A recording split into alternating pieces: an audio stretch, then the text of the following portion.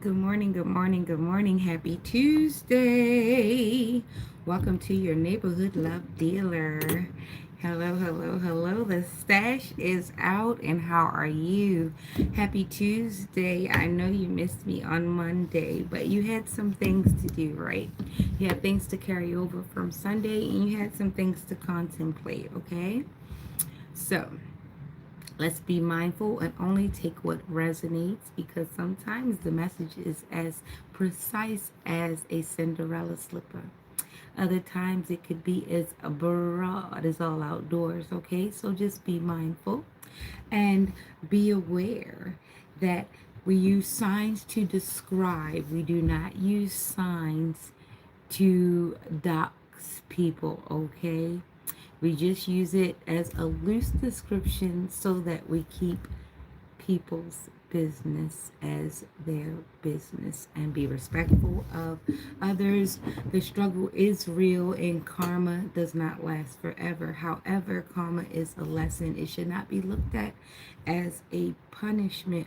It should be looked at as a learning tool so that you can go forward to your highest purpose without as many hiccups, okay? So this is not any way to shame a person, and this isn't a way to pick on a person. This is a way to help us as a collective not make as many mistakes, okay? Because we're not perfect, but we should that shouldn't stop us in the pursuance of it. We just aren't perfect, okay? So, starting off in the message, whatever happened to baby Esther.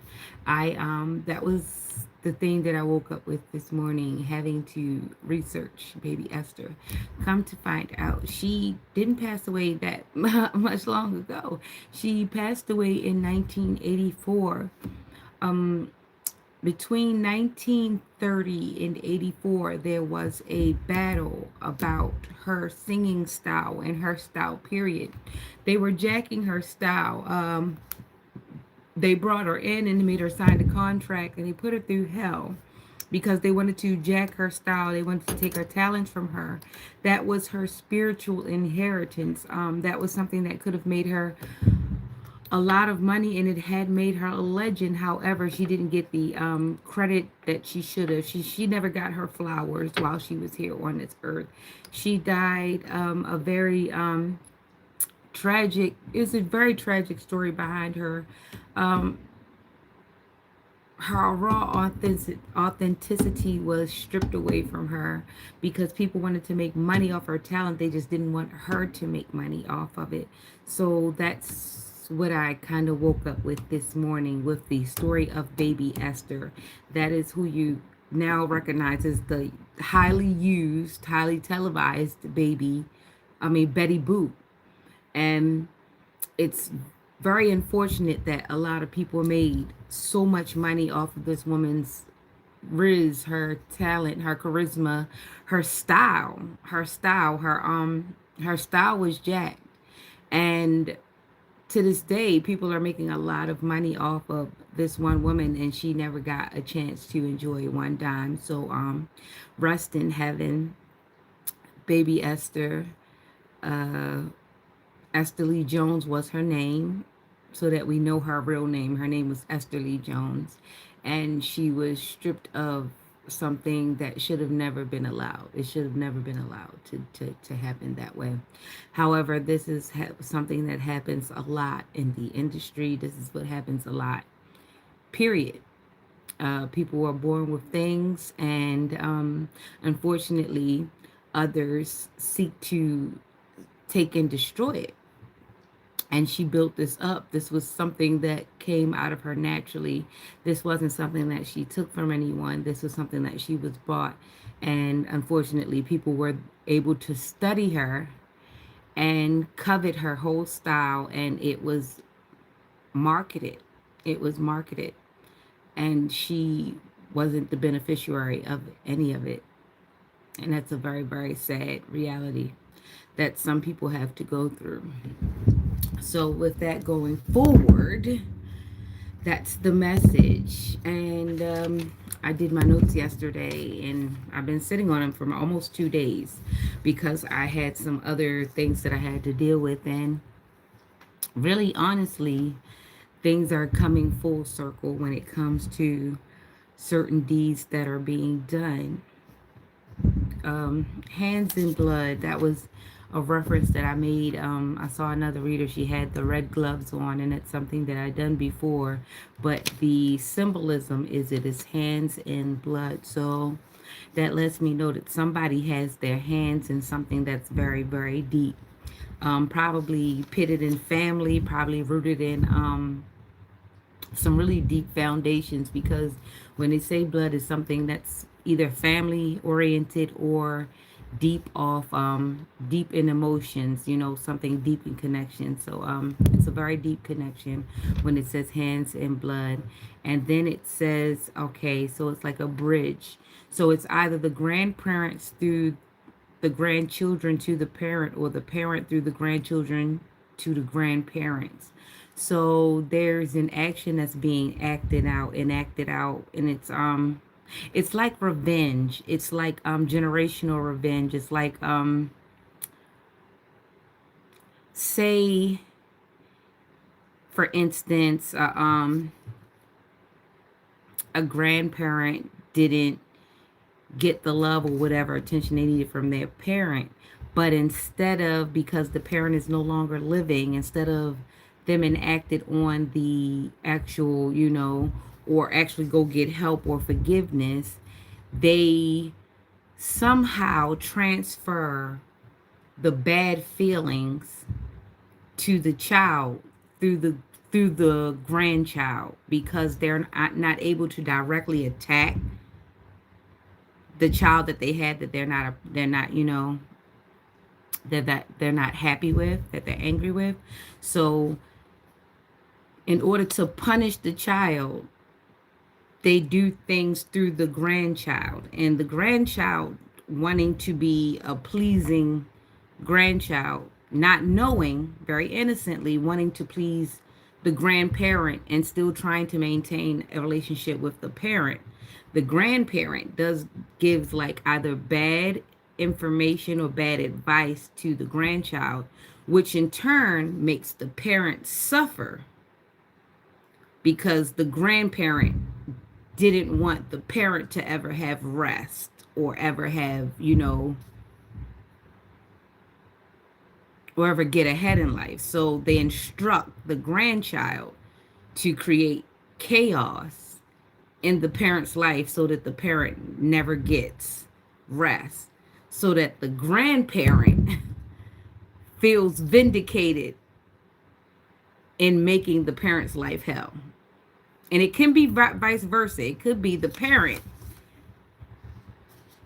makes the child, creates chaos for the grandparent, but it usually doesn't go that way, because it usually doesn't go that way. It's usually the parent usually compromises the child. The grandparent compromises the child and sends them to the parent's house to cause hell, all because the grandparent doesn't feel like the parent should have any happiness. Some stuff like that. It's like jealousy, except parental jealousy. Like, I wasn't a good parent, so I'm not going to allow you to have peace as a parent. That sort of thing. Because sometimes, just sometimes in rarity, I'm being funny, okay? Sometimes a parent will see that not only did you watch their mistakes, but you actively sought out not to make them, and the parent won't be proud. Instead of, they'll be jealous and covet the relationship you have with your child, and instead of nourish that, they'll seek to sabotage it, because they fell short of their own parental time. They didn't do the thing that they were supposed to do. So instead of let you enjoy your parenthood and you doing it a little better, they'll actually sabotage you, because how dare you be a better mom than I was. if that makes sense. So sometimes the family is gotten turned into a chessboard of sorts. There are no strangers on the chessboard. They are usually familiars on the chessboard because most kingdoms only fall by the people that are inside. There you go. You can log off. Thank you. Yeah, so that's what happened. So we got that. Or there could be a situation where there could be an aunt that calls one of the females in their families a whore. But that aunt has internalized misogyny, like failed marriages and a history of trying to be cookie cutter perfect, but it failing. And I think that's the issue. And maybe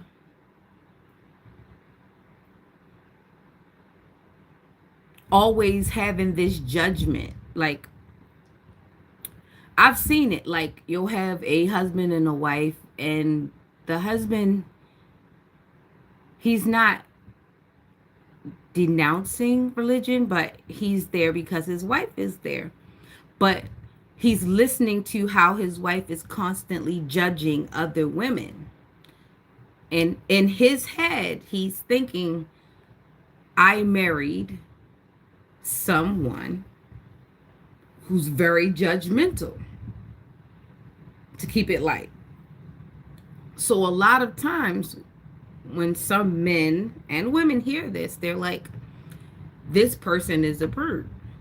But in the same sense, this person will probably, have children or whatever that'll come up, and they'll try to do that same thing, and the children will rebel. And they're judgmental to their kids too. However, they won't say it to their kids. They kind of project it on everybody else. So that can be a situation where it causes family chaos when you have a family member that wants to judge everybody else, but they don't see what's happening in their own home and in their own situation. They are quick to call everybody else something that either they desire to be, or out of shame, they try to transfer the title to someone who's not close to them so that you don't see the person who's right up under their nose.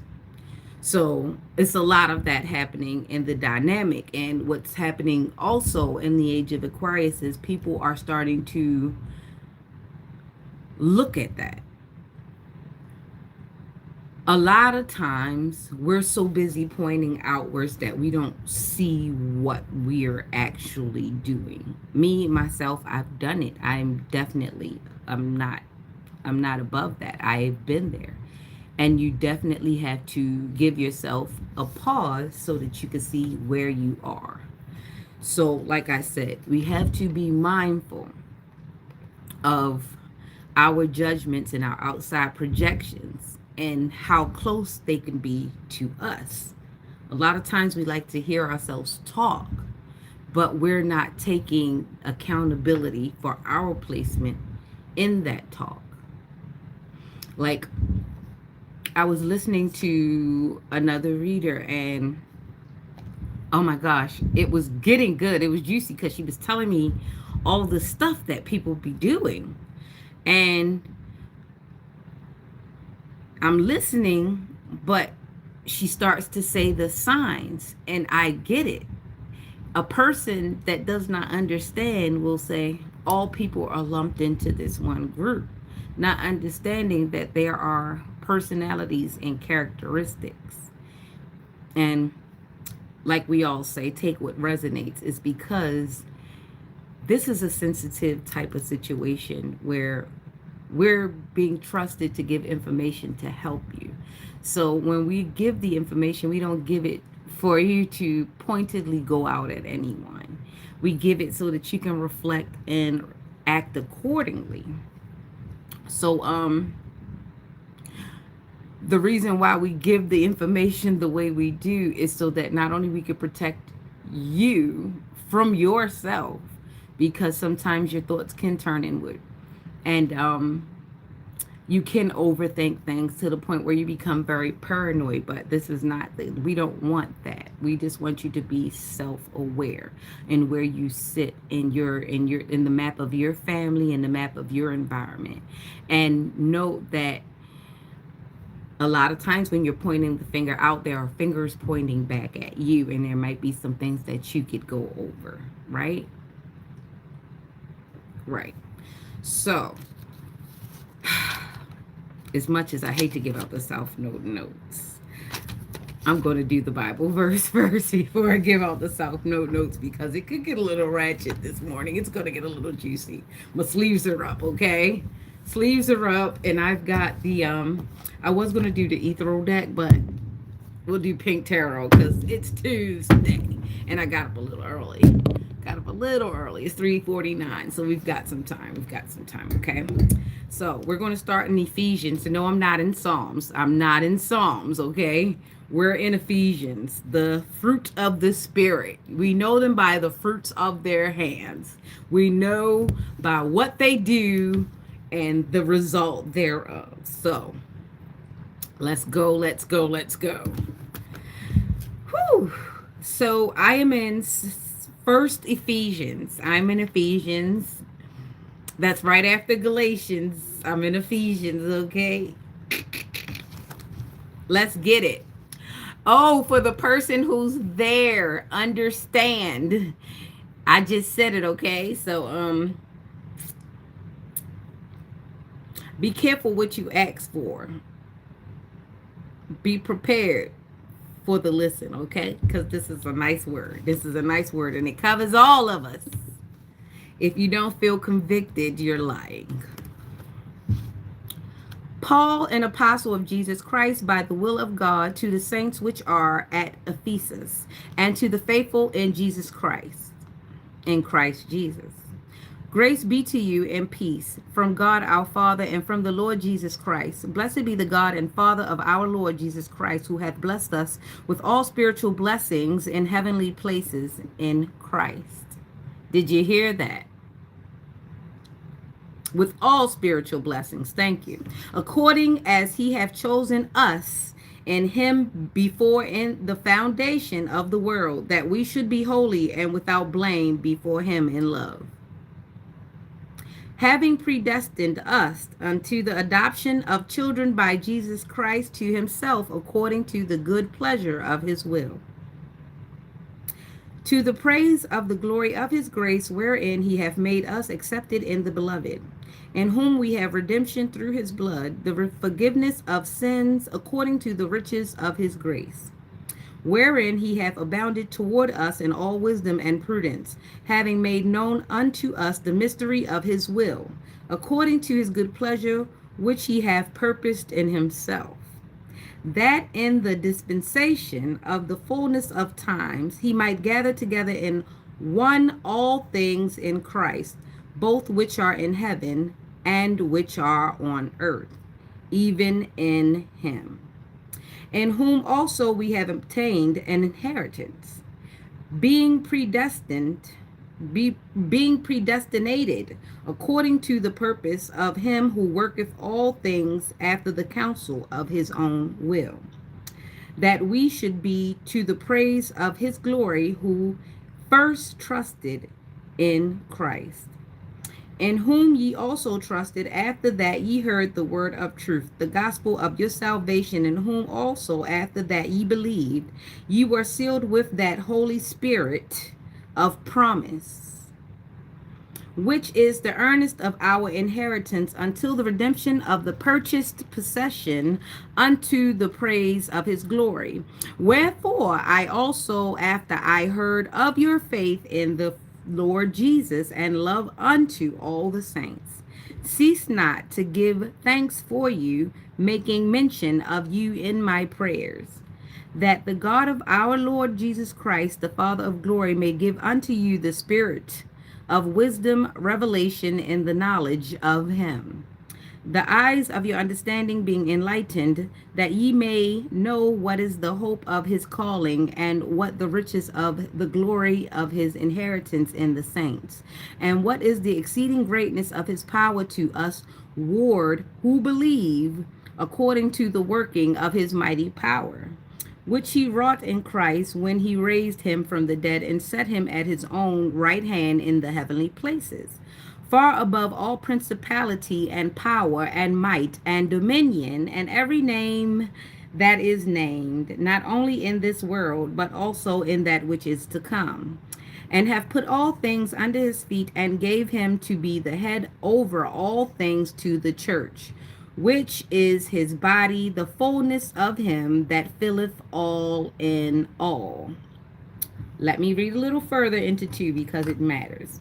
And you have he quickened who were dead in trespasses and sin, wherein time past ye walked according to the course of this world, according to the prince of the power of the air, the spirit that now worketh in the children of disobedience.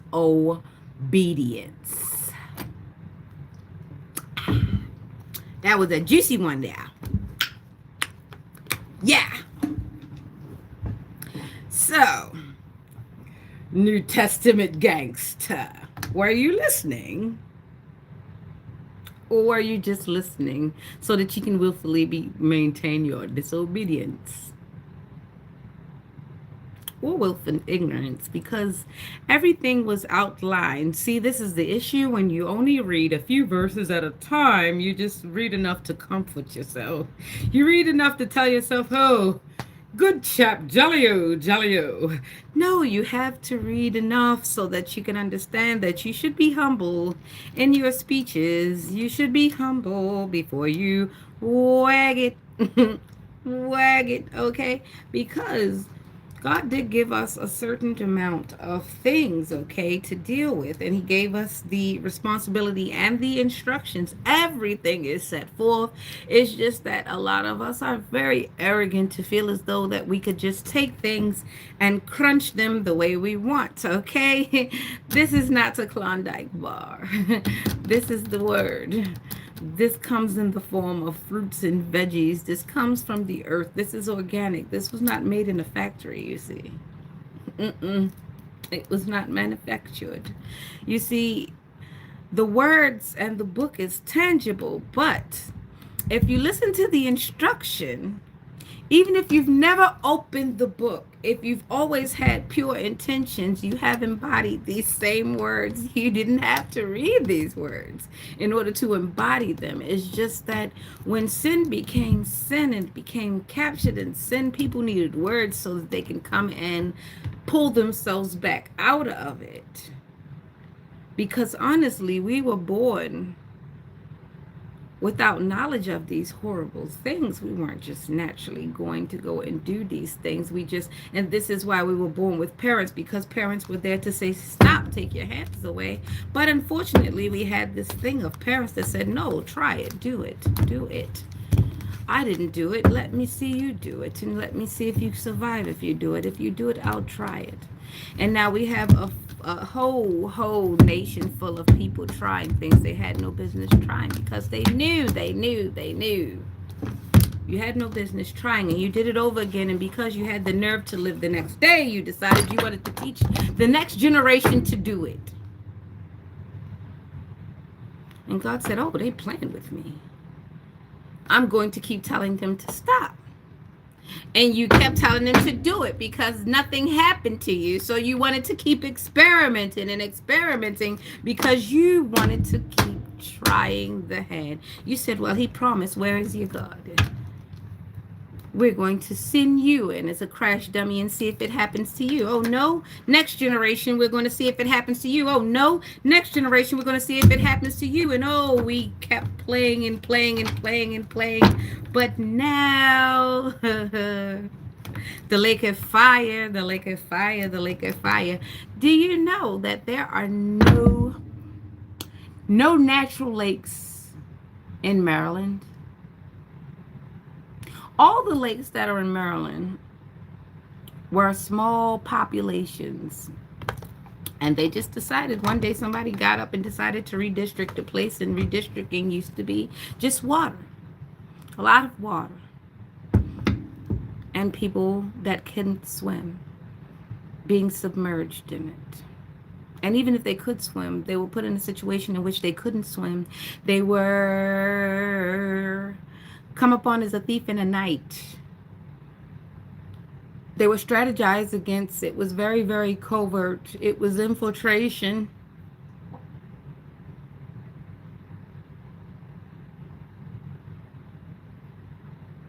This is how the lakes were formed.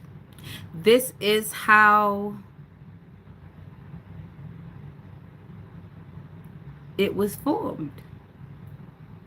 This is how the lake is being formed in your family. It's unnatural. It's unnatural.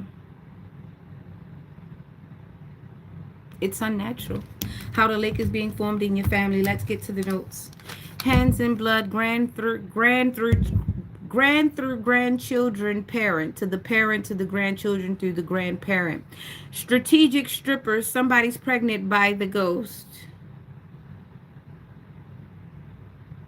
He ghosted you because he had money, or you ghosted, or no. He ghosted you because he had money, or he ghosted you because you thought he had money. But now you're pregnant, but he's gone. How did you get pregnant by Casper? He was quite there. He was there. The basement dweller is for sale. The basement dweller is for sale to the highest bidder. And the reason why you pay the highest price is because you're jealous of the basement. He's not with anyone. He's with the basement. Because really the basement is where he belongs. That's where he's most valuable at, in the basement. But because you think he's with someone else, you pay higher. You give more attention. You give more money. You give more resources, because he loves the basement more than you. He likes to be in the lower level of things. He likes the basement more than you. He does not tell you that he's in the basement. You think he's dating some wonderful hot chick across town, but he's sitting in the basement because the hot chick across town that he likes to look at on Instagram and on YouTube doesn't want him. But he likes the fact that you think he's with the hot chick because you give him more, because you think he's with the hot chick. The hot chick does not want him. But the fact that you think he's with the hot chick makes him more valuable to you. But he's really just in the basement.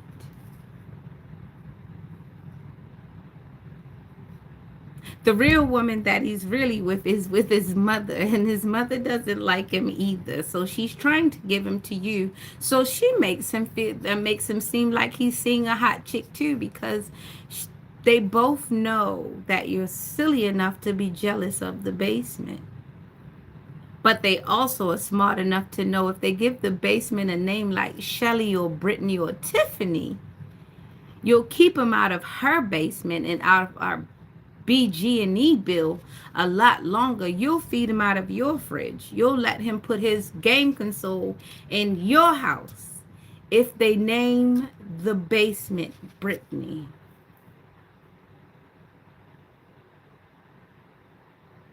Some of you bitches are jealous of the basement. Not unless Brittany smells like the basement. Then we've got bigger fish to fry.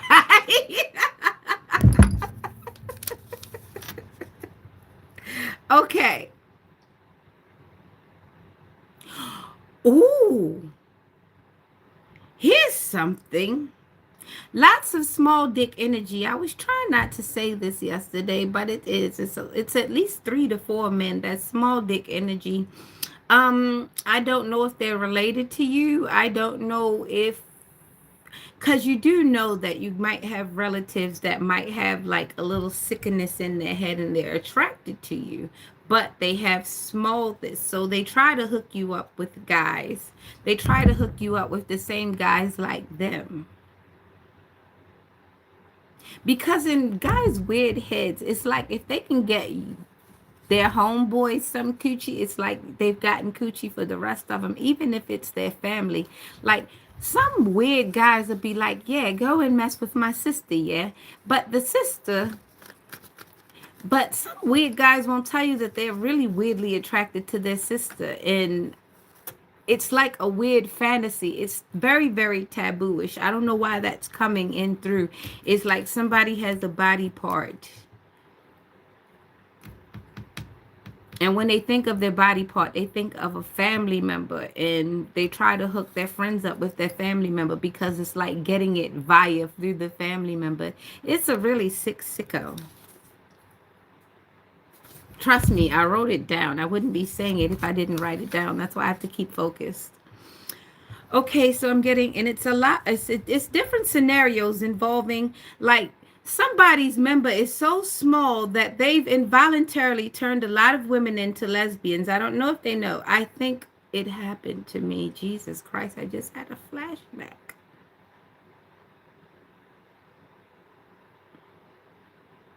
I thought I was guarding myself against an unwanted pregnancy. I guess that didn't work either. Ladies, be safe. Small penises make babies too.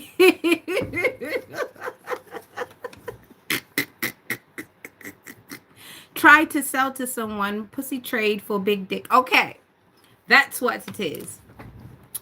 So,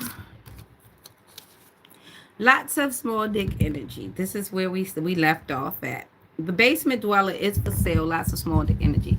All right, so someone is acting respectful, but the reason why they're acting respectful is because if they actually were to actually be aggressive with you, you'd probably laugh because they don't have the member that matches the aggressiveness. So in turn, they act like they're respectful. No, it's not that they're respectful. It's just that they're embarrassed. They're not quick to give it to you because it's small. You're not going to want it. So the fact that they're able to hold out on sex makes you think, oh, I got a great guy. This is a good guy. No, he's prolonging the embarrassment and actually bringing up his quality for you in the mind. Now, if you don't mind having a small one, that's not a problem. But the issue is, it's not that. He does not like that. He probably is going to treat you bad if you accept this small thing because he wouldn't accept it either. You have to be mindful of these things. Certain people have um they have body hate. They have body hate, body shame, and they'll enact it on you. So if a person isn't in love with their body, be very, very careful because they could project that onto you. Like, they'll be disgusted with you for liking their body when they're disgusted with their own body, if that makes any sense. That was confirmation. So somebody definitely has a bad case of body dysmorphia, but the body dysmorphia doesn't keep them from wanting to be with people. It just makes them a very bad person to be intimate with, if you understand. It could go backwards. Them hating themselves they'll act it out on you. They'll make you feel bad, but in truth and in reality, it's them that feels like a big dumpster can. So be mindful when you're dealing with a person like that. People have a lot of hangups and they know how to cloak them using your psychology to cloak them. Like reverse psychology is a big, big, big, big thing nowadays, where people will have insecurities, but they figured out a dark psychology as to where they'll make you pay for their insecurities, if you don't understand. Like there's like, I'm sorry to bring up the aunt thing. It's like having an aunt that calls you a hoe. Meanwhile, you only have like two kids, and their daughter has like a whole football team and four baby fathers. But you're the hoe. You're the hoe because they gotta call you a hoe because they don't want to deal with the fact that they've raised one. The fucker done fucked the whole city. Shit. Anyway, all right. Now, back on to the notes.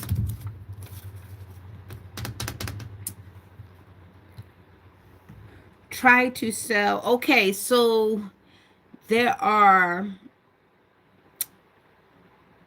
females, okay? If you are a nighttime ballerina, or are you, if you tend to hang around nighttime ballerinas and they're always trying to get you to go away with certain guys or trying to hook you up with guys, know that these women, these wenches, have accepted money to get you to hook up with this guy. And they don't care if this person has had an STD check since they've been born. They will accept some money and try to hook you up with whoever just walked through. These men walked in, they wanted the nighttime ballerinas, they wanted the dancers, and they pointed them out to you because you don't be dancing, and they just want to see you take part into some nastiness. So they'll introduce you to a guy and say, oh, this is a nice guy, he doesn't like strippers, he likes good girls, not knowing that this guy is going to probably try to strangle you or give you an STD or poke a condom, poke a hole in the condom. But these girls, they're tired of you not having an STD. They're tired of you not being in a bad relationship. They're tired of you showing up without black eyes. So they'll hook you up with somebody. They'll charge them like $1,000. They'll hook you up with somebody and they'll laugh while this person tries to torture you in your life. And they sit them there. They'll hook you up with them. They'll introduce them to whoever. And next thing you know, you're on the news and they're like that.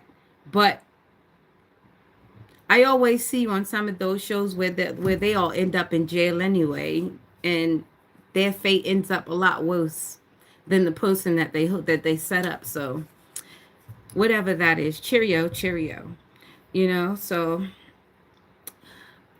be careful of people you're hooking you up. Be mindful of the things people say, because people slip up and tell all the time. I remember this guy. I met him and it was weird the way I met him, and it was too automatic, and he carried a gun on him all the time. He had an open and carry. I met him in a bar. He was light skinned and I think he was a nurse, and he just kept being very, very close to me, and I think he might slip something in my drink because it just was too weird. And whatever happened, he kept saying, that's the house, this is the house the old lady said. It was like, and I paid attention, it was like, this man plans to do something to me. Someone sent him here. Someone had a conversation with this man prior to him even coming into contact with me. You have to be very careful. People are set up artists. It's like a Taurus, Aquarius, a Scorpio, a Pisces, a Sagittarius. It's 3 Virgos. They're all sick. Murder for hire plot. Someone wants to steal a house. Someone wants to steal a coochie. Someone wants to steal a life. Someone doesn't have one. Someone wants a sex change.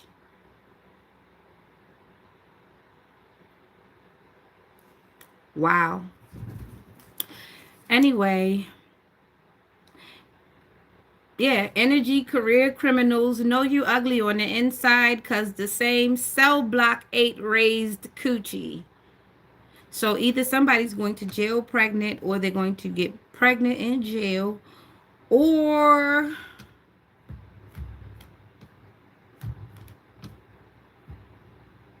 somebody's mom had them while they were in jail. Is somebody's parent in jail, or they were raised like they were in jail.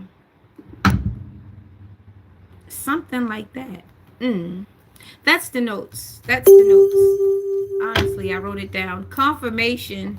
So somebody has like a whole family that's like career criminals, whether they've been to jail or not. Some of them haven't gotten caught because they have designated family members that do the time for them because they know how to do time, whatever that is. Like there's a whole like situation built on just a bunch of crime.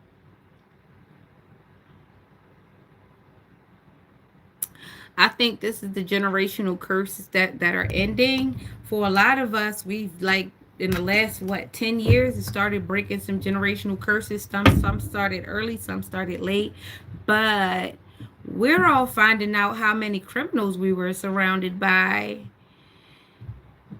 And a lot of the criminals that we were surrounded by didn't look like criminals all this time. And now we're trying to figure out what. Yeah, they were in that. Their hands were definitely dabbling that. That wasn't no church. That wasn't no meeting. I don't know what type of job that was.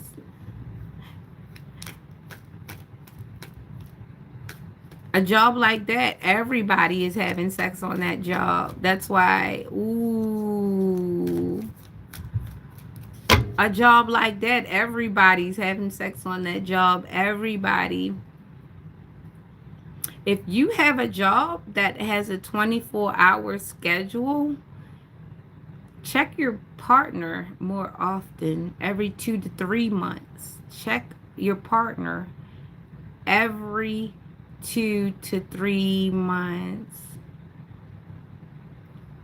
Why should I put the cards away? Are you burning?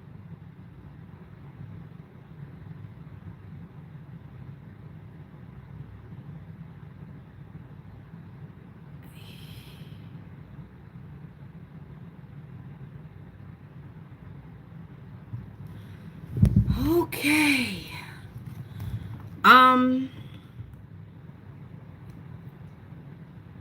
Let's do tarot. 1111 on the screen. 414-1111. Woo. Okay. Mastered out. Okay, yeah, your body is not a battlefield, okay? For whoever needs to hear this, you shouldn't be using that as a weapon. Yeah. Iron sharpens iron, wood makes it dull. Okay, so I don't know who that's for.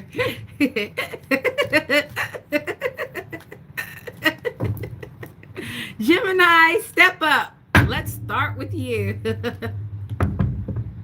Gotta be starting something. Got to be starting something. Got to be starting something. Good morning. Happy birthday and congratulations to all my friends. Oops, my bad. I ain't got none because this is serious work. You can't have a lot of friends when you work like this because people are so sensitive and people think that you're talking about them directly, and I don't know you guys. I try my best not to, and my stalkers stay anonymous, so I don't have the responsibility to even care about their feelings at all. Oh my gosh. Then I was listening to this reader. Oh my goodness, I was gonna tell y'all earlier. She was saying it's a bunch of Geminis, and what was crazy is I was just thinking this last night, like men math.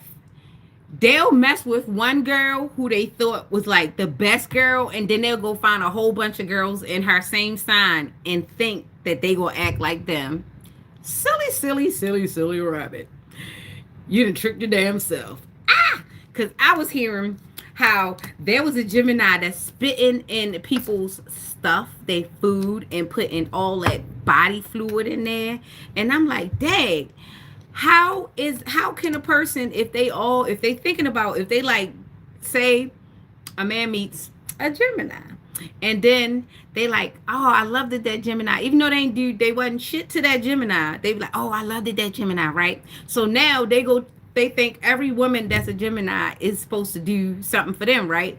So then they go and they find a match. They actually end up with one of the other kind of Geminis, and now they life all turn flip upside down. And I like to sit right there and tell you how to, and it wasn't Bel Air, but yeah, that sort of thing. Don't be retracting it. Go on and say it with your chest. I ain't gonna pay you no mind though.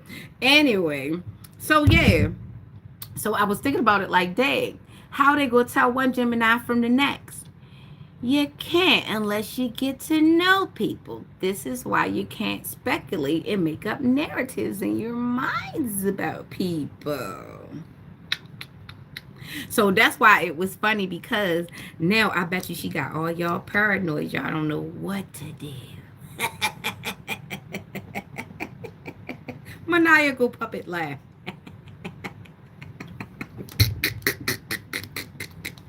That's what you get. Exactly what you get. You run around just doing it with everybody and being mean to everybody, and you won't take a chance on being nice to people. Hmm, that's why. That's what you get. That's what you get. Queen of Wands. Five of Cups. Two of Wands. That was four of Wands? No, it was Four of Cups. Then look at the number. 6. Let's see. So we've got Piscean Aries energy, Queen of Wands. I told somebody about Aries season. Aries season is when the love is coming. Queen of Wands, courage, confident, independence, focus, a zest for life, determination, and joy. That's the Queen of Wands. That's this chick here. Yep, she said, yep. And the answer is yes for the thing that's on your mind now. Water, fire, okay? Somebody's boiling. It's boiling. Am I boiling you? I feel the heat. Maybe, and that is for Cancer. Meditation, contemplation, apathy, reevaluation, and disconnected. So somebody's feeling a little isolated, a little disconnected. Are you a Gemini Cancer cusp, sorry. Form, completeness, foundations, progress, power, stability. Okay, so somebody's standing on, they're standing on level ground and they're not to be shaken. Okay, that's big Gemini energy. So now we've got this Two of Wands, which is a yes. So we've got yes and a maybe and a yes. Planning, progress, making decisions, discovery, leaving home, travel plans. Remember, almost doesn't count. So if you're not going to be like straight up and down with it and consistent, I mean, get out of the way so somebody else can do it, okay? Okay, so duality, togetherness, a settling of energy, union, love, and balance. So somebody's getting a ring. Okay, make sure it's proper. Make sure it's proper. Don't get one of those gaudy things. And remember, pave means it's got diamonds in it, not dust, okay? Make sure it's not dust. And you're not paying for just metal. Pay attention, because the jewelry stores will sell you a bunch of metal and you won't have diamonds. You'll have a bunch of dust in there. It's a pointed look. Okay, so yeah, Gemini, you'll be fine. Everything is good. Keep courage, keep confidence. Be in your best. Be in your bag. Be blessed, okay? It's going to be fine. Have confidence about yourself and push off all those intrusive thoughts. And you know what? If it's not your thought, give it back. Give it back. They can have it. It's none of your business, all right? Enjoy, Gemini. Okay, step up, Cancer. How are you this morning? Good morning. Happy Tuesday. And happy birthday to those who are having an Aquarius, Pisces type of energy. Aquarius. How are you with your weird alien self? Are you having an attractive morning? Be attractive. Ace of Cups. Moist, are we? Did you see that Natalie Nunn gave, what's that girl's name? Gave her a moissanite. Jaden Alexis gave her a moissanite. That's a hell of a word to pronounce. I remember when they said moist. Moist was like one of those words that made you like, words. Moissanite. Like, who took the time to come up with that? Oh, and I've got a 10 of Cups in my hands as wish fulfillment. Ooh. Somebody is happy to see me this morning, and I'm happy to see you too. Good morning. Let's do Cancer.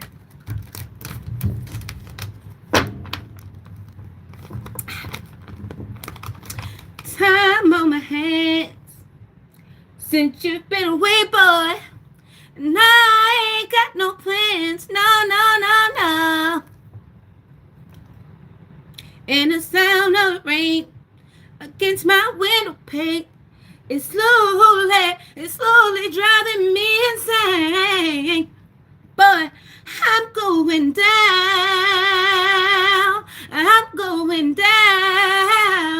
'cause you ain't around, baby. My whole world's upside down. Woo! Where'd that come from? Okay, Cancer, let's go. Let's get you out of here. I feel the heat. I feel the heat. Must be the season of the war love. Must be the season of the witch. Oops. Must be the season of the war love. Must be the reason I'm a bitch. Oops. There's a warlock in the screen. And I've been shuffling and this came back out. But now we've got the Nine of Pentacles. Fruits of labor, rewards, luxury, self-sufficiency, financial independence. Me too. Me too. So we got the 1 and the 9, and that's a 10, right? That's a 10. And we got, oh, I just saw a 9 and a 12, so that was a 3. It's creativity. Okay, Cancer, let's go. So I've been calling on Cancer. It's like I called Cancer like 3 or 4 times just now. So Cancer is definitely up. He's in the house. Ooh, it's a male. And the Hermit came out. So someone's in hiding. Someone's in hiding. That's Virgo energy when it's in the Hermit, but it's in hiding. This is a Cancer reading. We've got the 9 and we've got 910. 910. I lie to you not. We've got some zeroed out energy. Did someone get rid of their karma? Is somebody like sitting still? Is somebody celibate? Somebody put the ding ding away. Oh shit. Somebody is celibate. Did somebody go hide from somebody? I lie to you not. This is Cancer's reading. Not you're from the look. This one came out. 910. Are you seeing this? Shit looks good. It doesn't look bad. So somebody's you're from Memphis.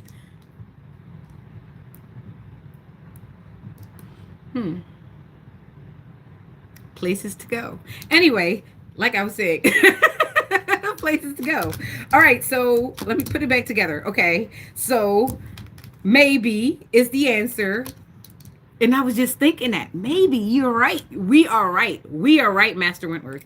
Okay. Soul searching, introspection, contemplation, wisdom, truth seeking, being alone, independence, inner guidance, meditation, consciousness. So, Master 9, selflessness and integration. So someone is learning to integrate without being selfish. And then we've got the Magician, which is the 1, right? Action, creation, manifestation, power, self-confidence, clarity, willpower, skill, creativity. So somebody's working very hard. They're in the studio, they're in the concrete, they're in the paint, they're in the window, they're doing something. Somebody's working very, very, very hard as the Hermit.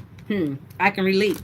The Fool, yes, new beginnings, possibility, innocence, spontaneous, optimism, trust in life, blind faith, adventure, opportunity, pleasure, Uranus. This is big Uranus energy. Unlimited possibilities. Okay, this is very powerful. This is very powerful. Stay with me if you can. Yeah, stay with me if you can. This is all very powerful. You're going through an awakening.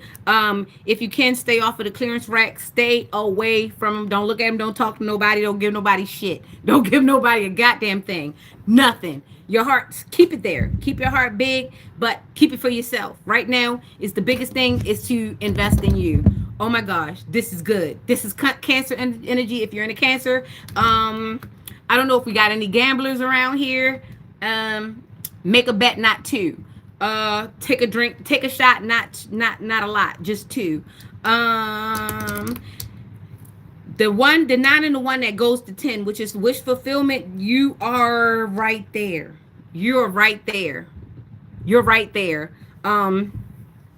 You're right there.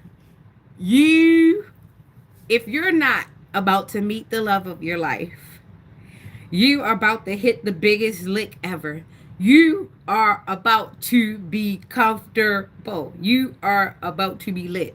You're about to hit something. Something is hitting. If not all things, you're about to get it. It's going to feel a little bit weird. It's going to make you nervous. Use your discernment. Do not tell people when you know what it is. I can't say it because I don't know if your haters are watching, and I don't want to put shit out there because people will watch you if they know some good shit is about to happen in your life. Trust me, I know. Okay. Be very quiet about it.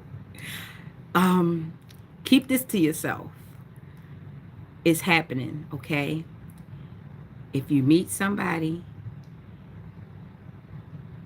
I'm not saying the very next person you meet, because that'll be the one to teach you the damn lesson. No.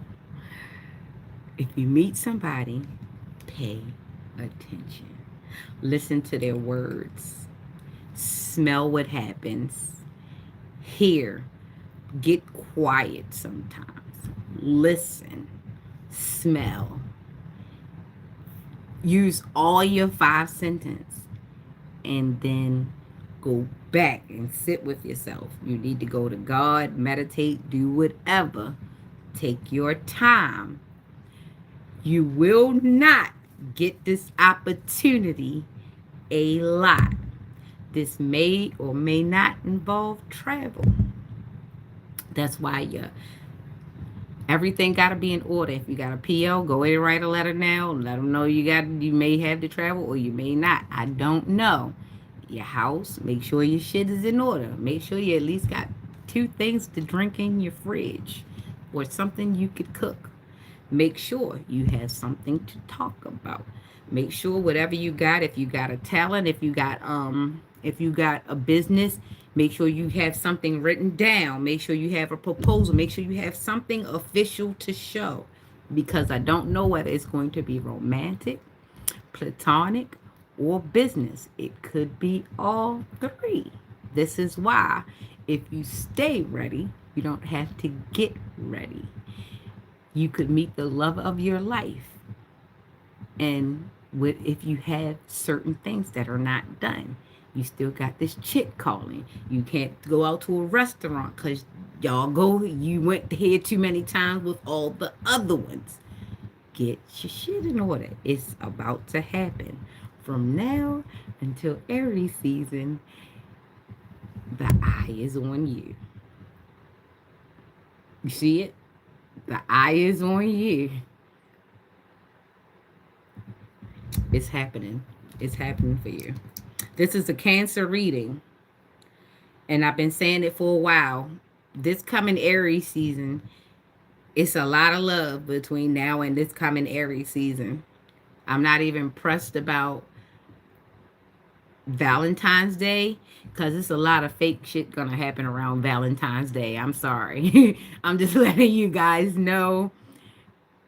If you think that person is lying, if you think that this is just another paganistic holiday on Valentine's Day, you may or may not be right depending on your family. I will not take any comfort away from you. Some people will really go hard for Valentine's Day, but trust me, you'll know. For Master Wentworth, it's going to happen for you if you can actually keep your discipline. Keep your discipline.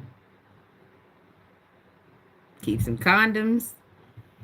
Keep a budget in case you gotta buy a ring, because this is going to go maybe fast. Or keep a budget in case you gotta get to the studio. Or keep a budget in case you gotta make a down payment or like do something. Like keep yourself to that situation. Keep yourself ready because it's about to go down real big for you. Oh, this is awesome. And this is 910.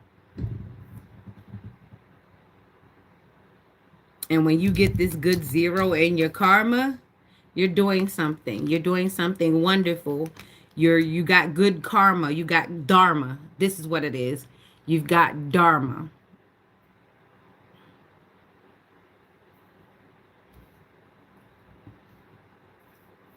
You've got dharma.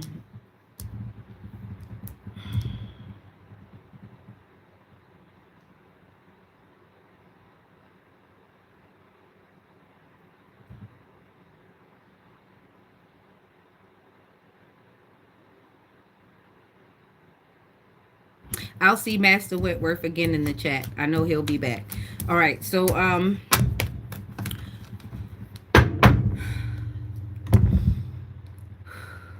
release the energy. It's hot.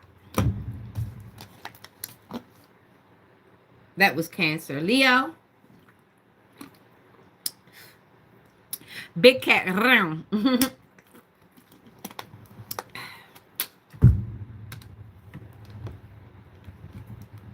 No, I don't. I am a Heyoka empath, so I'm pretty strong doing the channeling. I've been doing it for a long time, unbeknownst to me. So if you're in my energy, I pick up on it. Don't know who you are, but if you're in my energy, I'm gonna pick up on it. I know Leos. Not all of them are the same. They like to be seen. I could say that about Leos. Leos like to be seen. They prefer to be seen. They're not shy. They like to be seen. But they like to be seen in a certain light. Okay, so we've got the hangman, stagnation. We've got a 12 and a 6, which would be an 18, which would be a 9. Excuse me. Which would be a 9 if that's where we were going. It's just right now is something is being stagnated with moving into calmer waters, trying to release baggage, surrender. So someone's having a problem surrendering. So this is Leo that is trying to surrender something, trying to let go of old ideas, old situations, old relationships, old perspectives, maybe old ways. Leo, you're trying your best, but I don't think you're doing it. What are you doing, Leo?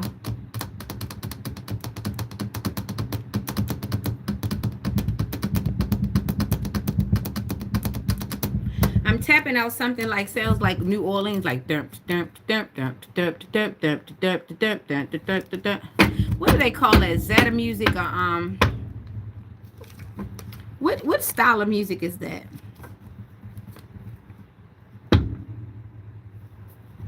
It's something with a Z or something. What style of music is that that they play in New Orleans?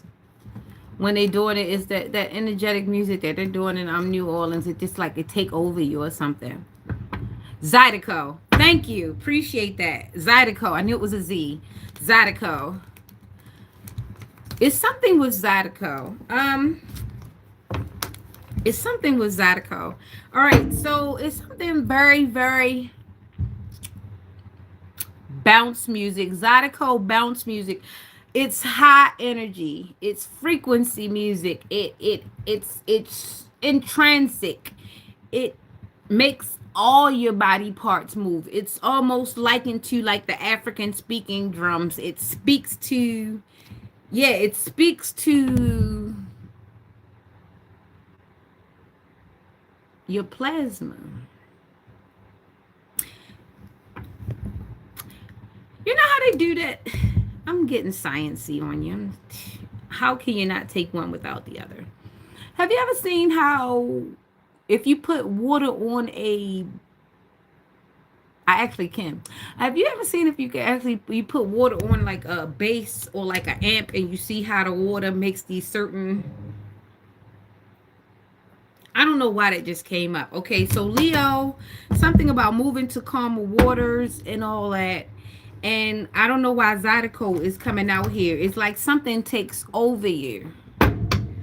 It's like something, it's a frequency. Somebody got,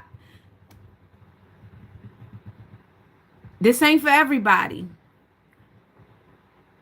Leo, somebody got something over you. Somebody like know how to, somebody's like the Pied Piper to the mouse or the rat in you. It's like somebody know what to do to turn you. If I'm not, somebody who has Leo in their chart, it's like they have a control switch. It's a tune somebody could play that can control you, that can change your direction. Yeah, the rat in you. It's like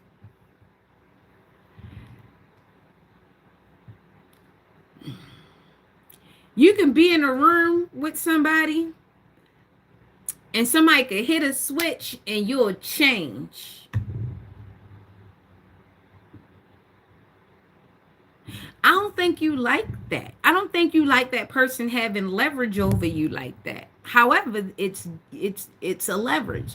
Somebody being blackmailed or something, like emotionally blackmailed or manipulated. This is blackmail I'm feeling.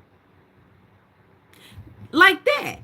Yeah, like somebody know what words to say. Like they can call you and be like, and whatever you was doing, you'll change. Like you'll flip the script.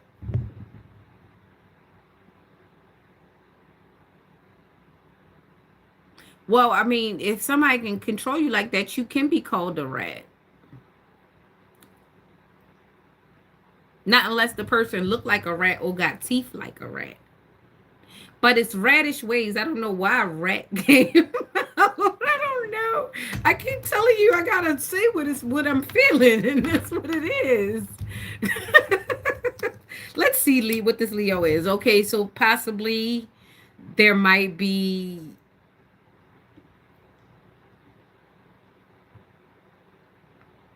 Okay, so this has Libran energy coming out in here. So it's some like blind justice or something coming out. So this is difficult decisions, weighing options, avoidance, and a deadlock. So there was that stagnation that I was talking about in the moving into calm waters, because that was the hanged man, and then that was the six of swords. And the hanged man is stagnation and a blockage, and the six of swords is moving to calmer water, dropping baggage and stuff. So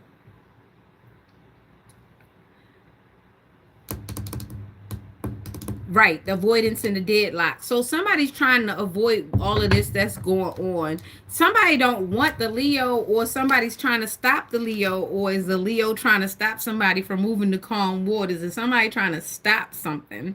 They're trying to deadlock something. They're trying to avoid something happening. You're trying to avoid somebody getting away. What the world? Creative opportunities, intuitive messages, curiosity, possibility, happy surprise. Okay, I'm giving intuitive messages. Creative opportunities, intuitive messages, curiosity, possibility, happy surprise, dreamer, sensitivity, new love.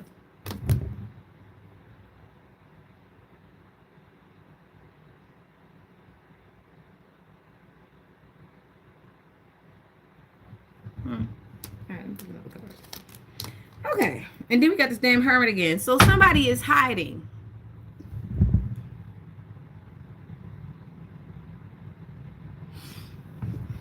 And we're in Leo's reading. So somebody is hiding. They don't want to be seen. But you're trying to avoid a deadlock the situation. They're trying to stagnate the situation. They're trying to hide something, but they don't want to be seen. Soul searching, introspection, contemplation, wisdom, truth seeking, being alone, independence, inner guidance, meditation, consciousness. So somebody is aware of this. Everybody's aware, but somebody ain't trying to be seen. But they're trying to hold things and create blockages for somebody's creative opportunities. So somebody's trying to block the dreamer. Because this is what this person is. This person is the dreamer. And the hermit seems like they're trying to not only be hermit themselves, but they're trying to hold somebody that, oh, you're trying to what? You trying to lead captivity captive? Don't nobody want to be locked up with you. Real love does not imprison. That's what I'm going to say.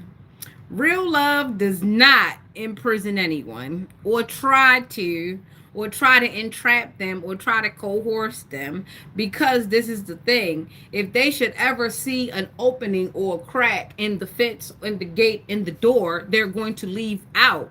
Not just because, it's because people need air. So if you feel like you need to suffocate someone, that is not love. That is domination and control. That is obsession. You may not have bad intentions for them, but the fact that this is what you want to do makes that bad. I have to make you understand this. Trying to keep someone to yourself, although you might love them, it is still a bad thing. You have to let a person love you back.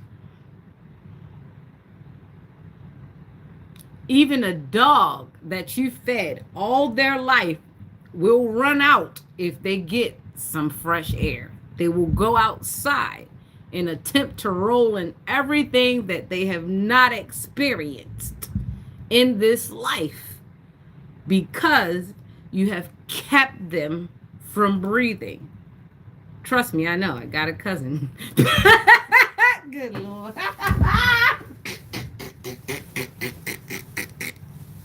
Look. Schedule openings in the fence. Because if you do not, they will jump it and roll in all the shit that they find, okay? Definitely. Leos can be that way, which makes them very prone to being a avoidant. They will display narcissistic tendencies, but they will be avoidant. These people will have you jealous of a ghost.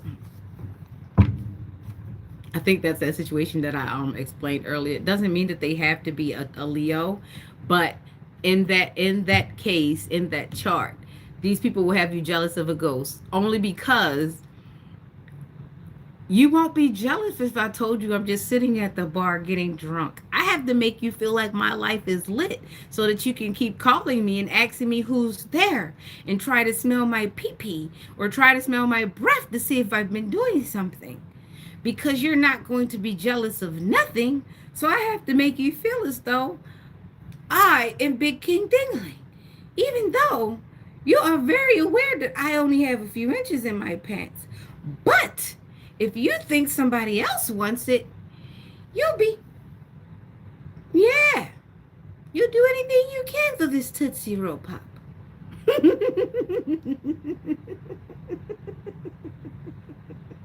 The power plays are endless. I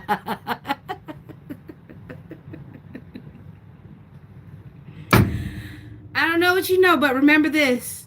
I don't eat no York mint patties. I don't eat no York peppermint patties. I don't fuck with patty at all.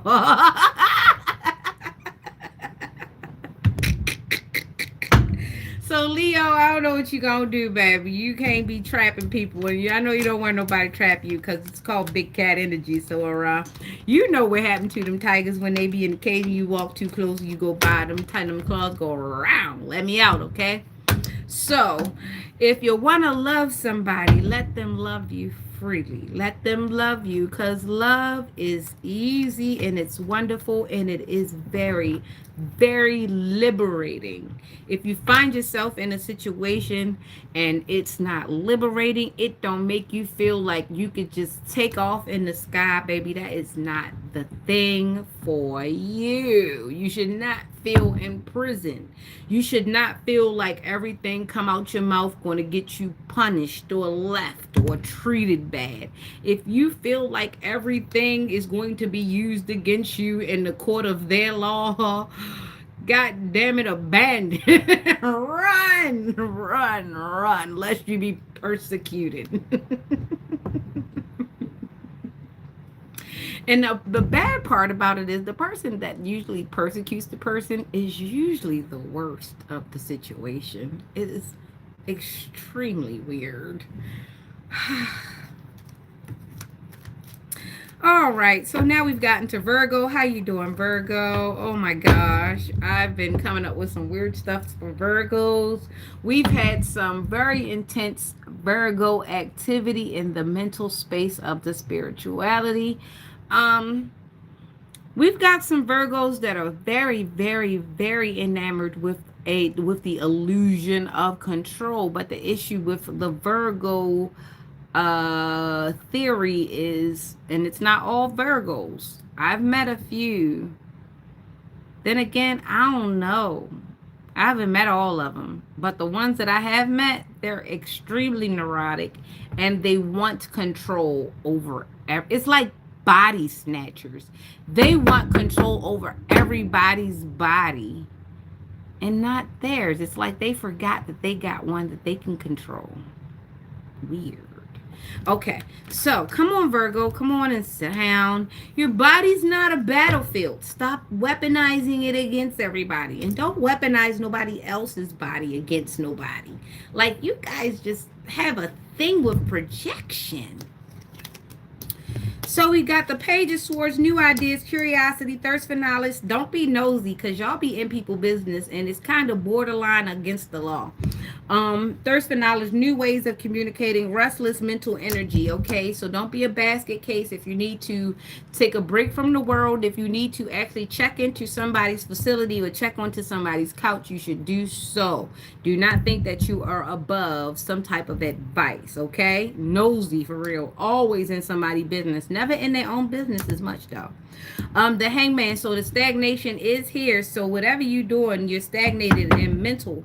Pause, surrender, letting go, new perspective, enlightenment, view things different than before, deep insight, sacrifice, change, release. So you have released something. Somebody has some anger, some unreleased anger, childhood traumas, something, something, something. Virgo, yeah. This one's for you. This is the checkup from the neck up. Yeah. Who's the black sheep? You're the black sheep. Engine number 9 on that New York Transit line. If that train get off the track, pick it up, pick it up, pick it up. Back on the scene, crispy and clean. But you're not. But you're not. But you're not. Okay, so Virgo, you are the victim of your life. Every time you turn around, it's you, it's you, it's you. Everybody's singling you out, but have it ever occurred to you that the fuck it's you? I'm sorry, I had to tell you that. It's you. I know. People tell you what you want to hear a lot because you're exhausting. They get tired of going around in circles just to come back to the same conclusion. It's you. You don't want to hear it. You don't want to absorb it. You don't think it could be. Too many people have letting you getting away with it. Nobody has really told you or put you in your place because you exhausting and you only ask questions to try to wrestle a person into saying something that you want to hear. None of your friends are your friends if nobody's told you that you're full of shit. I'm sorry, Virgo, but this is the day, and this is for you. You're so full of it. Your eyes must be brown. You are full of it. Stop. You are basically leading yourself into destruction. And people are so tired of telling you it, they have decided to just get out of your way. You only hear your own advice. Let me pull the third card because I don't like fussing at people early in the morning. I haven't had my coffee.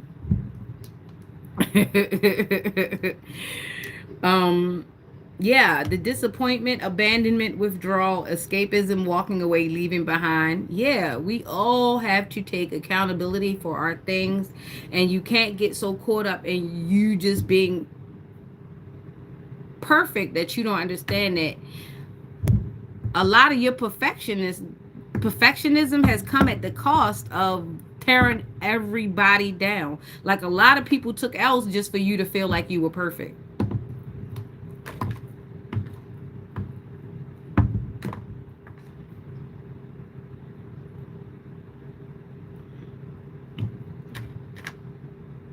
A lot of people couldn't move because of your ego. Your ego was in the way. It stagnated a lot of growth. You had to be the it child. You had to be the golden child, even though you did nothing to be golden. Even though you did nothing to get these flowers, you dug up everybody's garden because you needed the bouquet. And this is me being totally honest with you, Virgo. You have to be checked. Somebody got to check you because you won't check you, boo. You have water energy in you. This is Pisces energy. Neptune, so you've got a little bit of air. You've got Neptune, which is all three. That's the trine. So you got some parentage or somebody. No, you got some air sign parentage. Air and earth. You're a Virgo though. and you've gotten reckless. It's gotten out of control. Page of Swords, Hangman, and the Eight of Cups. Piscean energy, disappointment, abandonment, withdrawal, escapism, walking away, leaving behind.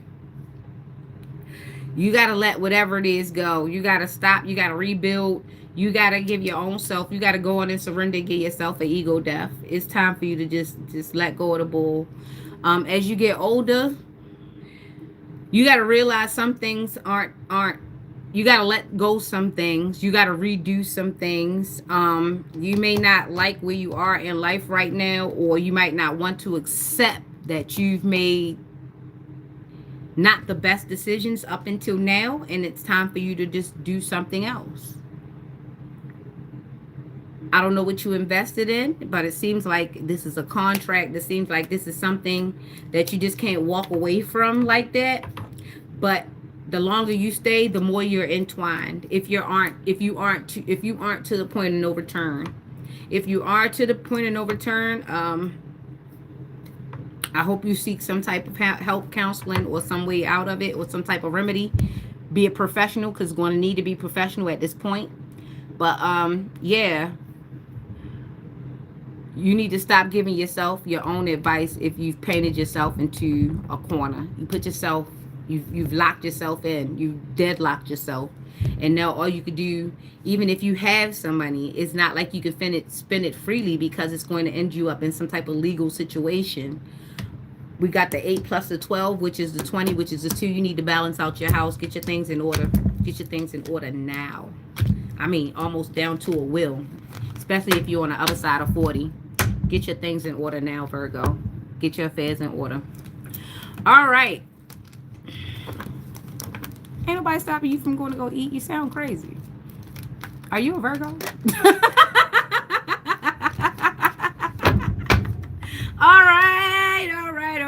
right. Pull up Libra. Let's go. Libra. Let's bring in the justice. Let's bring in the karma and the justice. February has been a month of justice because of the 2s and the 2s and the 2. And that's the 8. I think it's only 4 weeks anyway, so it's 2. That's 8, right? So it's going to be a karma month, a month of karma. I think this month only has 4 weeks, so karma it is. Things will be evened out in this month. Libra, step up, because it's about you. We've got the 3, so we've got a gathering. We've got the Capricorn energy. Excuse me. We've got the 3, we've got the Knight of Wands, and then we've got the 4 of Cups, which is a 7, which is a complete. It took 7 days to complete everything. There's 7 days in a week. Siete, what? Siente is the last de las de semana, something like that. It's the days of the week. 1, 2, 3, 6. 1, 2, 3, 4, 5, 6, 7. Okay, so 7. All right, 7. De las semanas. Is somebody Spanish? 7 days of the week. Somebody sees me 7 days of the week. Somebody Spanish. Or you see somebody Spanish. 7 days of the week. 7 de la semana. So somebody open 7 days of the week. Somebody got a store. Somebody got a store or a bodega. Yeah, I put my shit on just to go to the bodega. I mean, I don't look raggedy when I go to the store, but if somebody's got a store for 7 days of the week, somebody's going to the store 7 days of the week, or they run a store 7 days of the week, de la semana, that's all the days of the week. Or is it because I do the tarot during the days of the week? I don't know. Let's see. So we've got 3, which is teamwork, collaboration, learning, implementation, building something. Capricorn is the answer is yes. Triplicity, expression, expansion of the idea, growth, first stages of completion. So multiplicity, multitasking. So somebody is doing a lot of work. They're delegating, multitasking, doing a lot of things at one time. That's what that means, Capricorn. So now we go over to this Knight of Wands, which is the energy, passion, inspired action, adventure, fearless, impulsiveness. So somebody is acting very impulsively. Air, fire. We've got Cancer, Leo energies. That was that Cancer, Leo situation that I was talking about earlier. Meditation, contemplation, apathy, reevaluation, disconnection. So there's a disconnect. in the collaboration. So somebody's doing something in the collaboration that's impulsive, that is causing this collaboration to, is it working? No, it's not working. So somebody in a third party connection is somebody that's in a connection with somebody, this Knight of Wands situation, and somebody's feeling very disconnected. I don't know if it's this Cancer. It's two Cancer energies out here. So there's a lot of water, there's a lot of emotion, there's a lot of wordplay. Somebody playing a lot of damn games. It's that damn Leo shit again. All right, so this is the divisive person. So it's a Cancer Leo. I don't know if a Capricorn is involved or Capricorn energy is involved. So this is going back to what I said about that Leo reading, about trying to control and trying to manipulate things and trying to be the puppet and all of the kind of stuff. So it's a Cancer and a Leo situation, or it's a cusp or something. Somebody, it's in the chart. Both of y'all are sitting there pulling on each other's strings, and both of y'all look like damn fools to everybody looking on the outside looking in, because they see both of y'all playing the hell out of each other. It's a very, ooh, my nose itching. It's a very I don't know if it's same sex, man to woman or woman to man or whatever, but it could be same sex, but it just seemed like a lot of manipulation going on. Like, if that's how y'all get your rocks off, just like running around playing these dangerous games with each other, like y'all playing Russian roulette with sex lives and love lives and live lives, like y'all as adults. People got bills. Do you know that people like they make whole 48 hours, 48, you know, the first 48 episodes out of shit like this?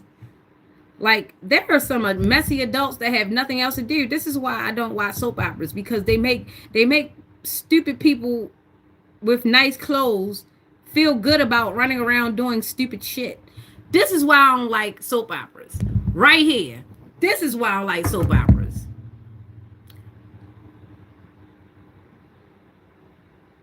The people in the soap operas are supposed to be grown. They're just rich with nice clothes, and they run around doing very disgusting things.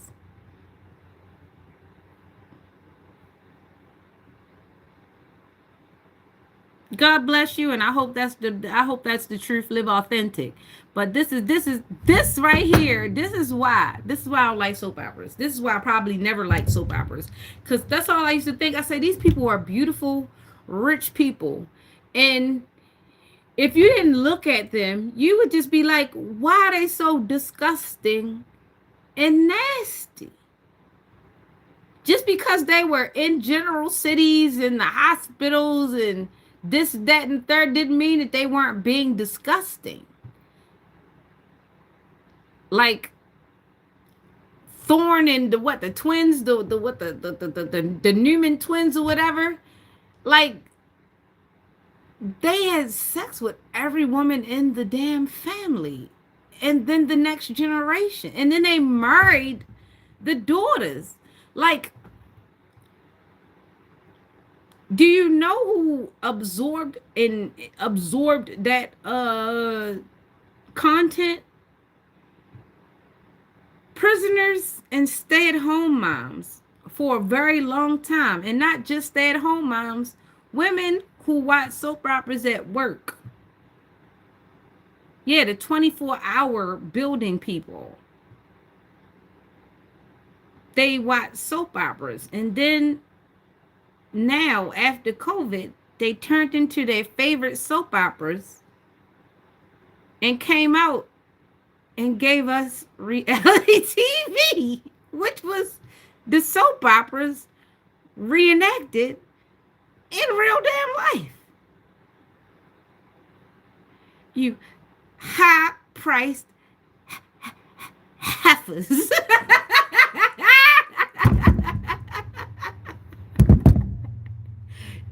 COVID ain't do nothing but turn y'all into real life soap opera stars. Y'all ain't even stars.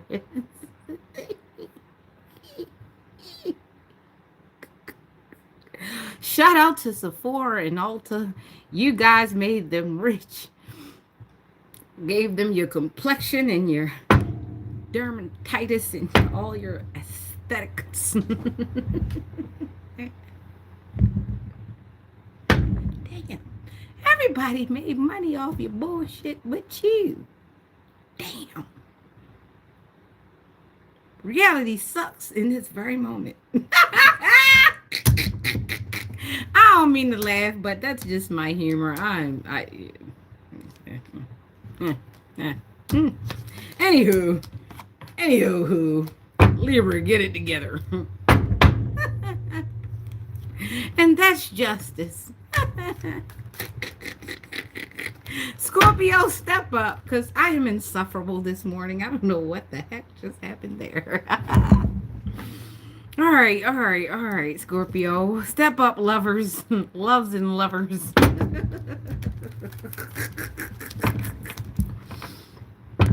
Between Leo and Virgo.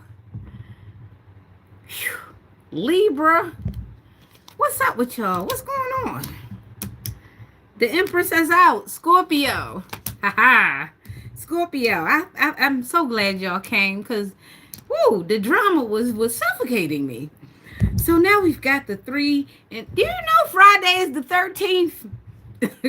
I just thought I'd put that. Can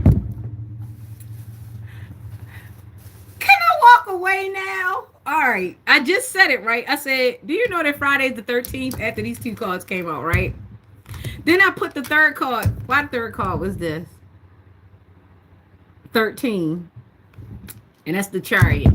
I said these things is fast moving when I first got on here. Something's moving fast, right? I didn't plan to be right here, Scorpio, while we're here.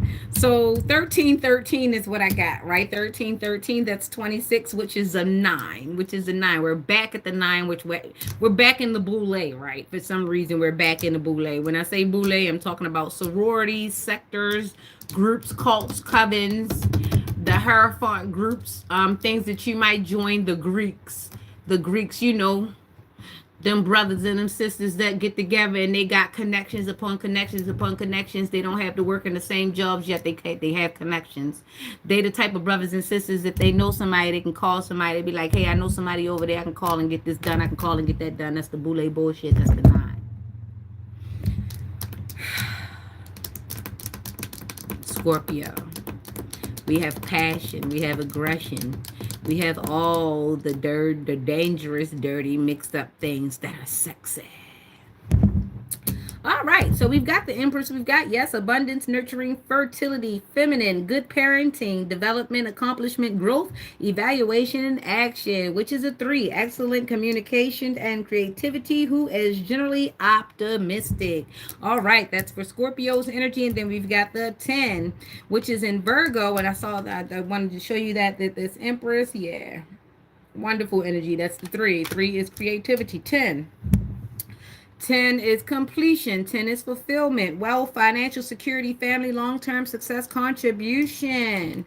That is wonderful. This is in Virgo energy. Ultimate completion, final manifestation, result of true will, recognition, continuation, realization, endings. Virgo characteristics are control, and they are very observant. So we've got the Empress with the 10 of Pentacles in Virgo energy, which means she is not only in control, she is very observant of her pentacles, and she knows what needs to go where. She's good at delegating, and she's also good at letting go the things that do not work in her situation. She's good on growth, and she's good at watching it, and she's not so good with stagnation. Now we've got this 13, which is the death and transformation. Endings, beginnings, change, transformation, transition, metamorphosis, ends of cycle. So some things had to die in your life, Scorpio, or if you have Scorpio in your chart, or you just have Scorpio habits, here you go. Something had to die in your life. You had to kill off that old family. You had to kill off that old habit. You had to kill off that diet trick that you keep doing. You had to kill off the way that you thought about things in life. You really had to change that way of thought. And you definitely had to block and delete that ex. You had to kill all that memory and probably toss a few pictures away. And maybe a few of your old underwears. You know, the ones that he liked that makes you think of him every time you put them on. Throw them at the bottom of the trash, okay? Put that away.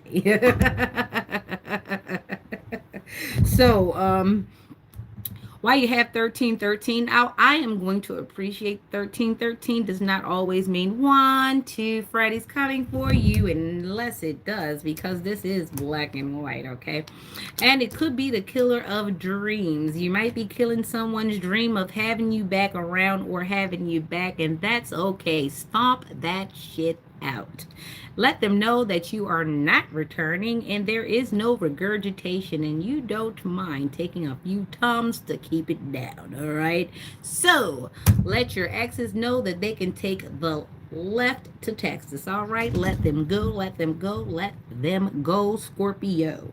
So, Scorpio, it looks like you're not going to be hunching on any of your exes anytime soon as you go forth and embrace your new beginning. You are coming up into a new relationship soon. What did I tell you? Aries season is going to be getting somebody. Somebody's going to be knocking the boots. Yeah. Yeah. Somebody might be knocking the boots. Somebody get some Usher out. We got a California king bed. All right. Get some new sheets, too. Ain't nobody trying to be screwing you on some old memories. Get some new stuff. Get some new linen, a new bed if you can, because those things are getting very expensive. New linen, new underwears, new robe, new slippers. Yeah, everything new. So Scorpio, as you refresh your life, it's time to get rid of the old memories. If you got to throw away that old spoon because it makes you think of that old goon, let it go, okay? Let it go. Going forward into this new life things, don't be afraid to let things go. Surrender old memories, surrender old family members. I'll uncousin anyone today right now. Let things go. I'll anybody. Let my son come in here now. I'll unmother him. Stuff. You know what I mean? Like, you have to be at the point in your life where you're not willing to extend yourself to the point where you are going to kill off who you are so that someone else can exist. We're not saying that everybody has to be jumping at your triggers. Everybody needs to be wondering. You understand? That means you've taken the time, gone through your life, and done a fair evaluation. We understand that everybody is not going to be perfect. Everybody does not have to jump through all of your hoops. There are some people who have to live independent from you. Let's be real. But, going forward, the things that in your life matter to you as well, and you need these things to be in alignment. And you have to let things go in order for that to happen.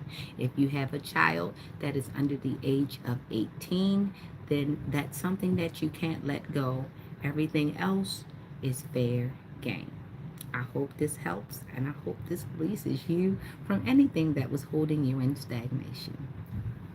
Yay. Okay, so Scorpio, enjoy.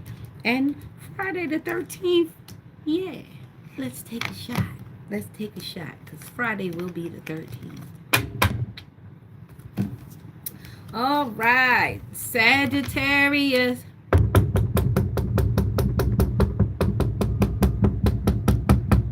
Did somebody have to knock on your door for a long time and you was acting like you wasn't there?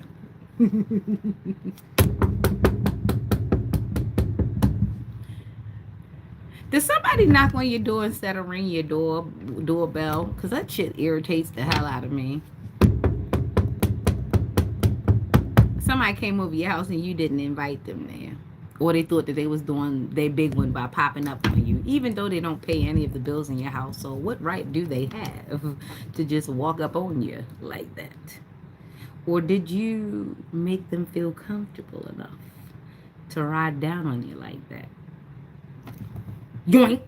Take back that access. Yoink, yoink.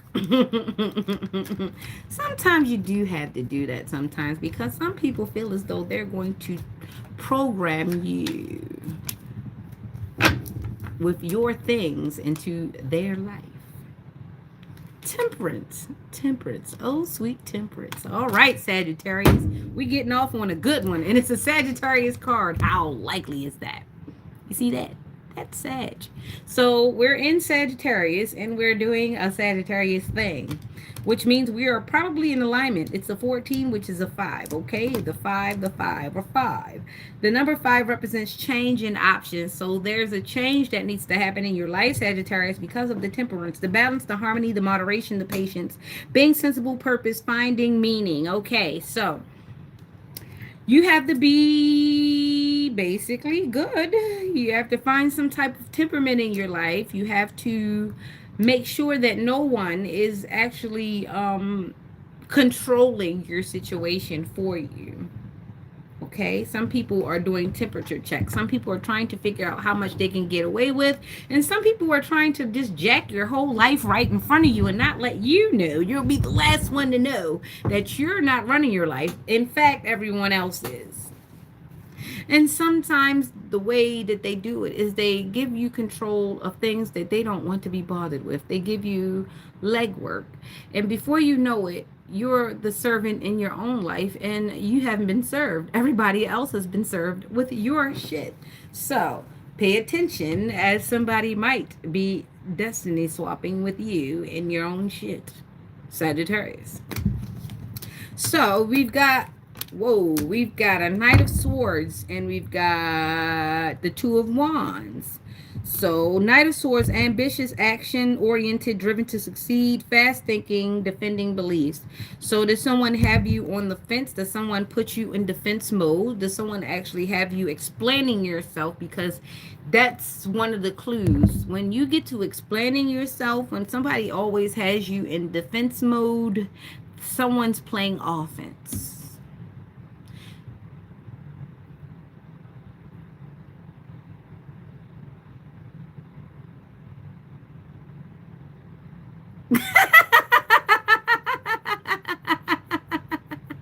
Somebody might be knocking the boots. Sex magic. Somebody's got you dickmatized and dumb. Anyway, Knight of Swords. Ambitious, action oriented, driven to succeed, fast thinking, defending beliefs. All right, Sagittarius. So make sure nobody has a steering wheel in your back.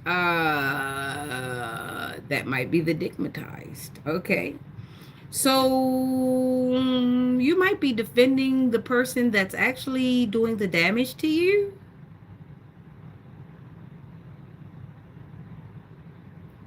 Like, say, for instance, your boyfriend who cheats on you all the time, he gets too drunk, right? And he says some things that rubs everybody in the room wrong. But and you're embarrassed, but in the same sense, that's your boyfriend and he embarrasses you all the time. So this is your embarrassment and you're proud of your embarrassment. And you don't see what it looks like from the outside. And so you're, oh, he's okay. He's this drunk. Da, da, da, da, da, da. Meanwhile, everybody's looking at you like you're hanging out with him and he's making you look kind of crazy too, right? But you're defending him. So, yeah. That's what that looks like. And then on top of that, that same boyfriend, when he goes out without you, he doesn't get that drunk and he talks about you too. He's like, I don't know why that stupid bitch keep defending me. She know I'm a fucking alcoholic. Like, what the fuck just happened there?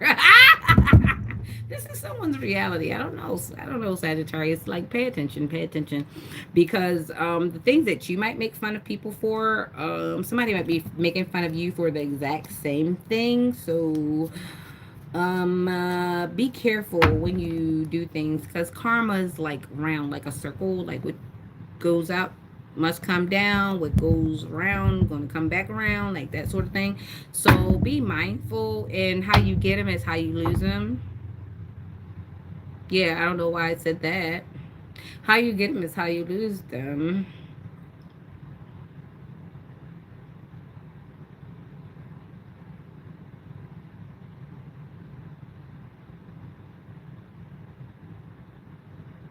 And be careful of chasing pretty dirt or like fool's gold. Be careful of chasing fool's gold because it looks gold, but it's not. He could be a fool. Like, you see this pyrite.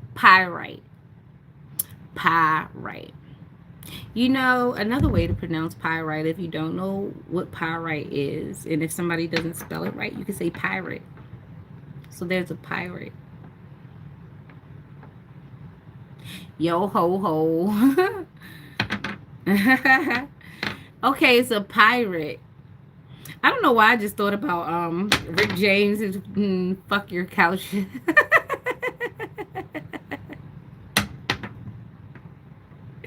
Fuck your couch, Eddie Murphy. So this person is disrespectful to your belongings. They're disrespectful to anything, your whole identity. Like their whole appeal is bad.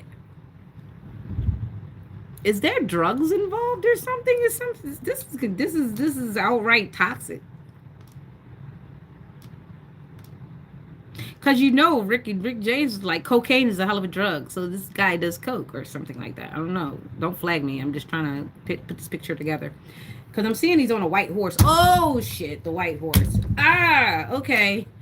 Okay, the white horse just showed up. I just paid attention. Cause like he's really gung ho, like he's doing lines on a white horse.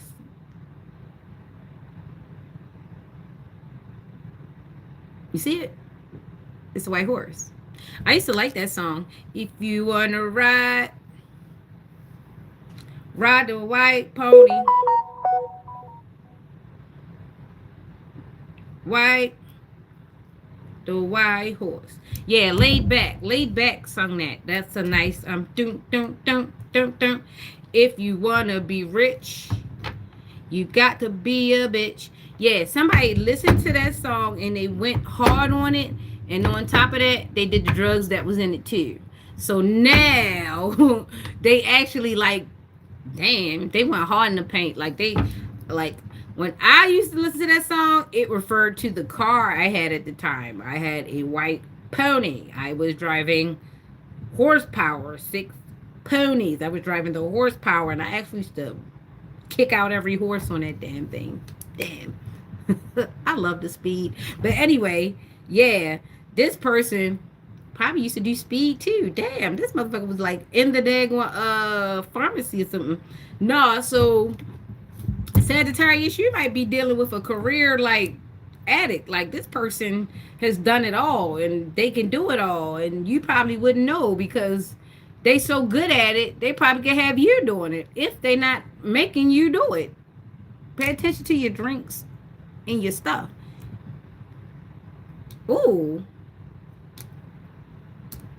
Sagittarius, be careful who are you around. Is somebody around you that's very susceptible, that got you susceptible to some very toxic things in your life. Um 14 2, that's 16 7. Yeah, swords, cold-hearted, cold-blooded. Yeah, cut it off. There's some sneakiness.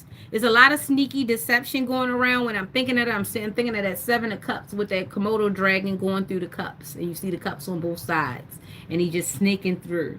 Like you got somebody that's sizing you up. They not as messed up as you think they are. They waiting for you to be messed up. They sizing you up. You might be falling into a very bad, dangerous trap. It's like a snake trap. It's a trap. Um, if that person drink around you and you catch them squinting, or you catch them tipping the bottle or tipping the cup and it don't look like they drink anything, that person is tricking you. That person is not as drunk or inebriated or as effed up as you think they are. They getting you messed up and they taking advantage of you. Pay attention to your bank accounts. Pay attention to your bank cards. Pay attention to your emails. Pay attention to your paperwork. Pay attention to the access that you give them to your stuff. This person is a snake. This person is about to try to ruin your damn life.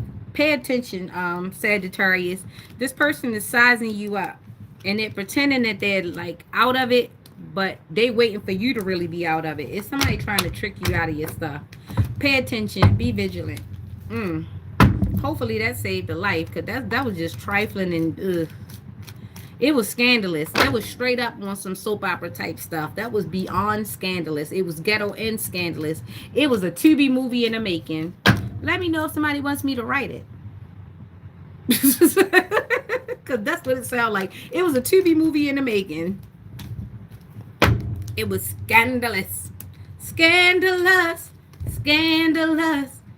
She's so scandalous. She's so scandalous.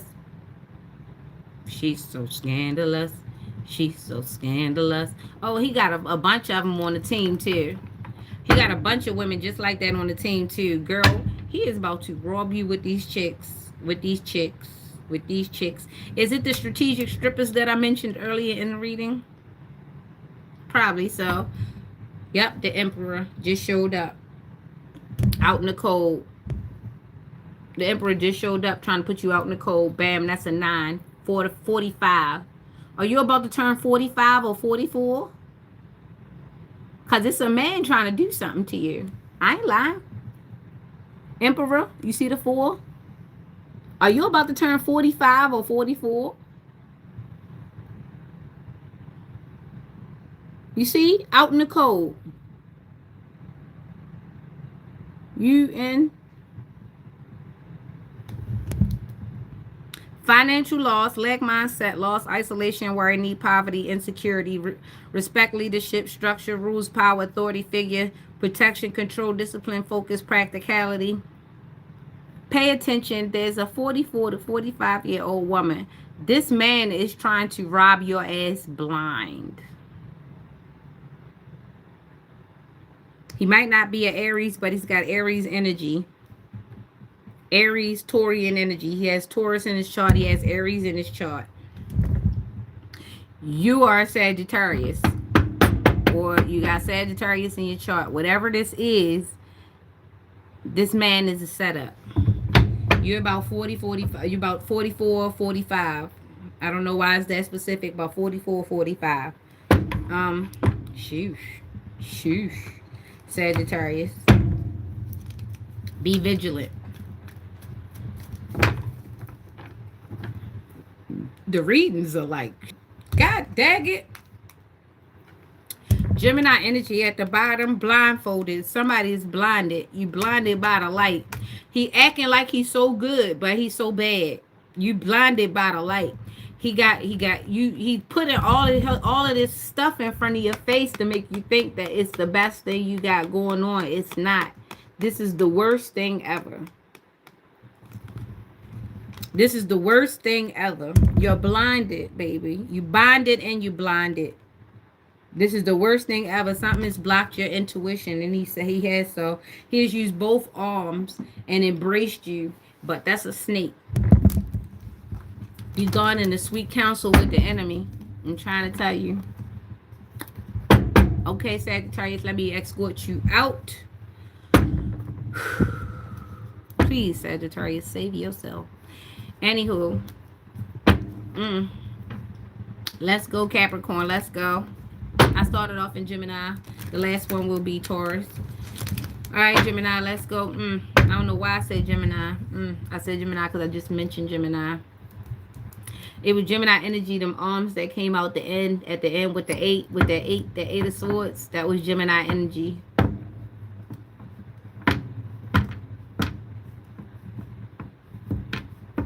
Pay attention, Sagittarius. Things could get real ugly.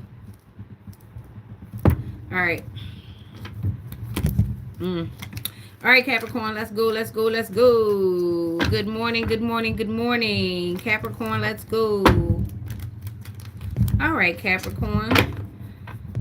Is this matters of the head or the heart? All right, so we got a celebration. Looks like it's a matter of, we don't know yet. And it's of the head. All right, might be of the heart, but it's definitely of the head. So you got the 3 of Cups, which is a celebration, friendship, collaboration, creativity, friendship, community, happiness. And then we've got the 4, which is meditation, contemplation, apathy, reevaluation, disconnected. Then we've got Temperance, which is the balance, harmony, moderation, patience, being sensible, purpose, finding meaning. So are you in hermit mode while you're trying to figure out what's your next step and what's your next purpose in life? Or are you celebrating your next step in life? Or are people celebrating? It's either you're celebrating or people are celebrating.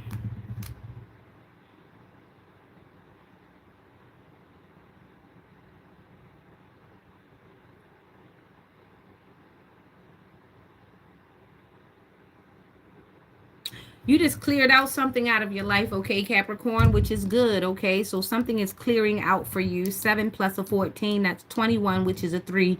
So you're getting creative. So you're looking for a new job, a new partner, a new situation.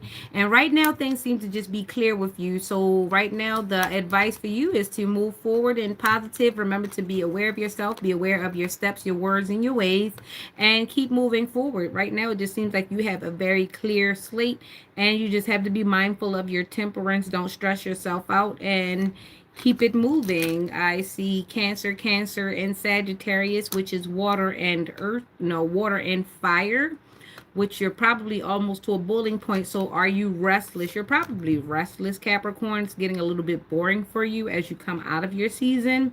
So just write down some things that you'd like to do and make travel plans, okay? Take good care of yourself, and self-love is the way to go when you are definitely bored. Love yourself. Yep, Capricorn, that was for you. That was easy, sweet, and not too much drama. Seems like everything's going good in your neck of the woods. That is good. No news is really usually good news.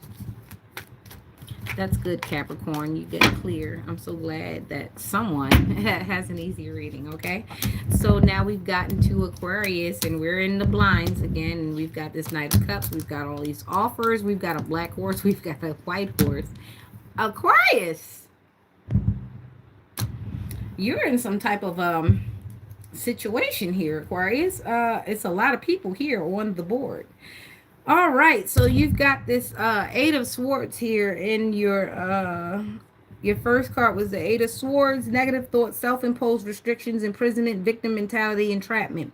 So you've painted yourself into such a corner: creativity, romantic charm, imagination, beauty, knight in shining armor, following the heart, Prince Charming, proposals. So you have proposals, you have opportunities, you're an opportunist. So you have situations where you can create one thing or the other. Now we've got the Knight of Pentacles. I said you had a dark horse and you have a white horse. Now you got the Knight of Pentacles. You got two knights. You got the Knight of Cups and the Knight of Pentacles. Hard work, productivity, routine, conservation, efficiency, and responsibility. So either you've rubbed somebody wrong, or you know, because this is karma. You don't have any other numbers on here. You only have 8, which is karma. This is karma. You have Gemini, Libra, Scorpio, Aries, and Taurus. All the players are here. So you're trying to reposition yourself. You were in a negative position beginning, and now you're trying to reposition yourself as a positive person. I don't know how that's going to play out for you. It all depends on where you really want to be. It's really up to you. So you have a good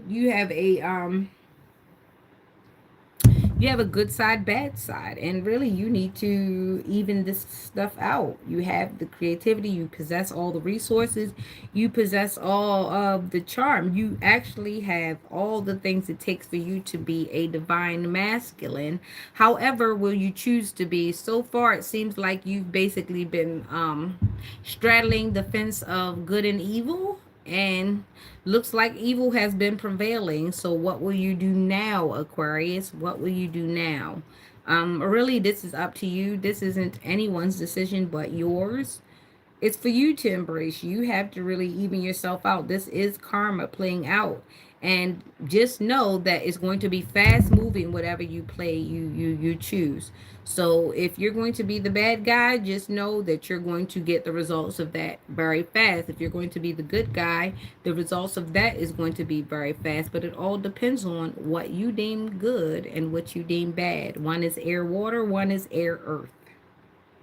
Either way, there's air. So that means that you're dealing, and all these cards say Gemini. So you're dealing with multiple Geminis, or this is what you're leaning towards. Remember, I did mention that there's guys out here that will mess with one sign, and they'll like something about that sign, and they'll go after that sign for the rest, not realizing that just because they have the same sign does not mean that they're the same women and they're going to do the same things. That doesn't work like that. So in this case, this person, this savant syndrome having Aquarius, has gathered himself a bunch of signs that are of likeness.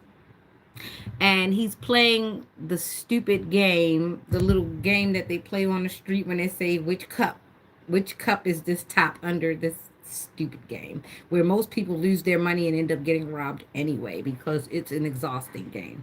So yeah, Aquarius, like, stop playing games. You have all these Geminis out here, and one Gemini is a lot of Geminis. Either you want to be in a relationship or you don't.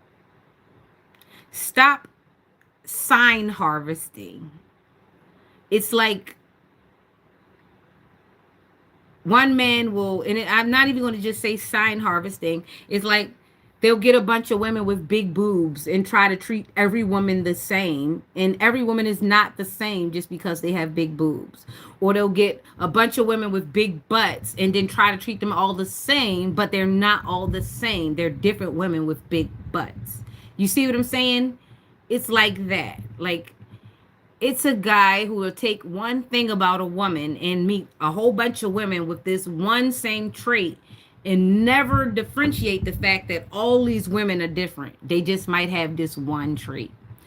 Like I said, in this case, I really strongly believe it's a guy that's running around collecting Geminis or air signs or whatever you want to have it. And they're driving all of them crazy because they're trying to see which one is the best one, when actuality, it don't got nothing to do with them. It's just that that person is a shitty person. You can't be out here trying to figure out what's the best option when you're the worst option. That's what I was trying to say. You're triangulating people for nothing. You're wasting people's time. You don't want to. You're just running around trying to make comparisons, just like you're the idiot scientist of the world. You're what a petri dish doesn't respect. It's like you're the worst kind of experiment. You're like that kid that sits there and at lunch, and they take their tray and they just start mixing shit together that for nothing, just for nothing, for nothing. I don't like that kid. My stomach still gets upset when I think about that kid. Just no training at all. So Aquarius, stop. It's madness what you're doing. It's madness. You would feel so slighted. You would feel so disrespected if you knew somebody was operating with you the way that you're operating with people. Like, you would be so upset if you realized somebody was like accumulating a bunch of stupid guys to see which one was smart. Like, they're all stupid. Like, and you're one of them. And what if you find out that you were part of the stupid collection? Like, come on now. Like, be for real. Okay, let's step into Pisces, because Aquarius that made me mad a little bit. Because, like, what are you doing? Like, come on. I gotta hurry up and get off of here, because I want to fight Aquarius right now. Yeah, my little hands. They fit eye sockets. Don't laugh. Now I just feel short. You must be tall.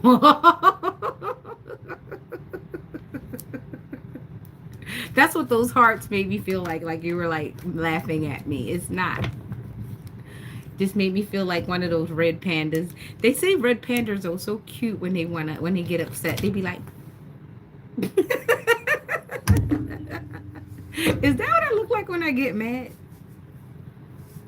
I don't care. Pisces, we got the Hangman and the King of Wands. So it's a stagnation on energy and inspired action. So you're being told to be fearless about something. Okay, Pisces, let's go.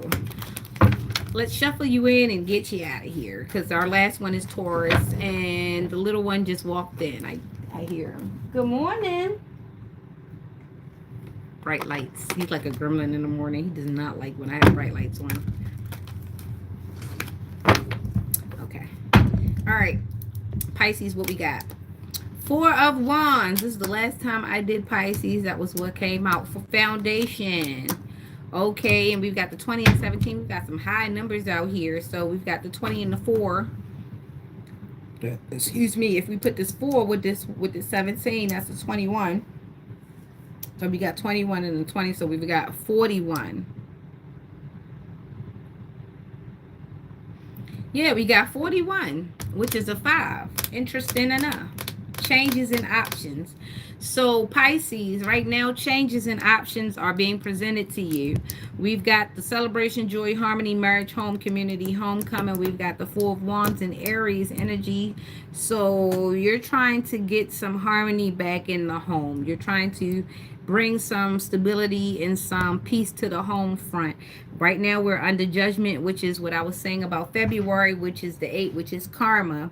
Judgment, rebirth, inner calling, new phase, reckoning, awakening, redemption, forgiveness, mercy. So either this is what you want or this is what you should be giving in February for Pisces. And then we've got the star, which is Aquarian energy, high Aquarius. We just got out of you, so you must be a cusper with the Aquarius that we just got out of, who likes to play a lot of this bull crap. Hope, calm, faith, purpose, renewal, spirituality, fortune, good omen, rejuvenation. So trying to revive some things, some contracts, trying to go over and trying to be forgiven and bring some harmony to the home front. You hear that?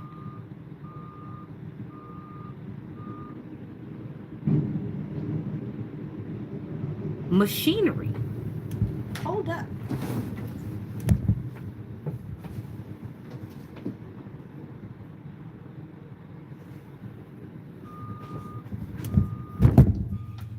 Heavy snow removal, clearing out, okay? Heavy. It's like shaking the foundation.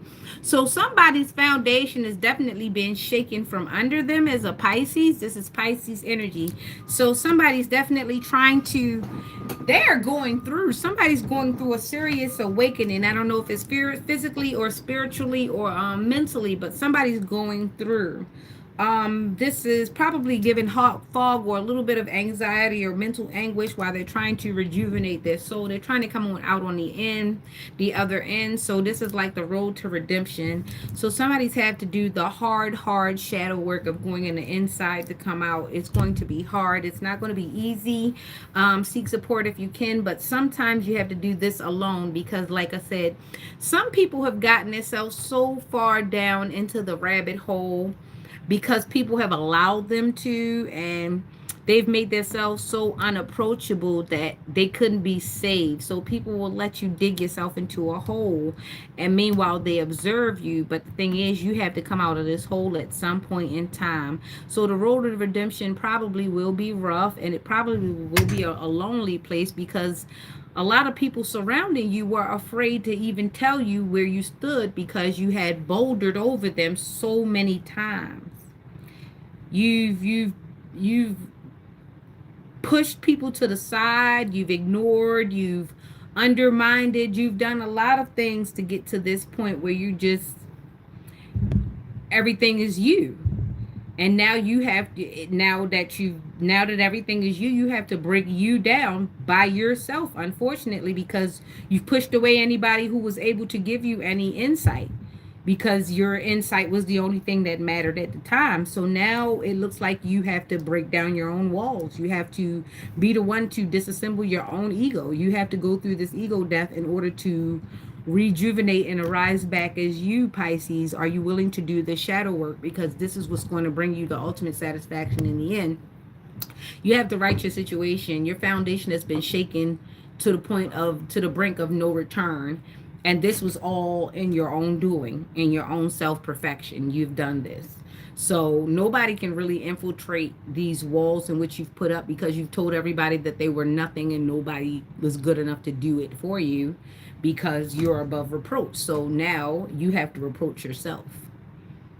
And that's going to be a hard task, because you have to tell yourself the things that were wrong and you have to accept it. So this looks like you have an accountability for your self-imposed prison boudoir, whatever you want to say, your self-imposed pedestal. Like, how did you get up on this pedestal that you built? Who put you up there? And it was you. So now you have to get yourself down. Hope that helps. Okay, so we're going off into Aries. Hi, Aries.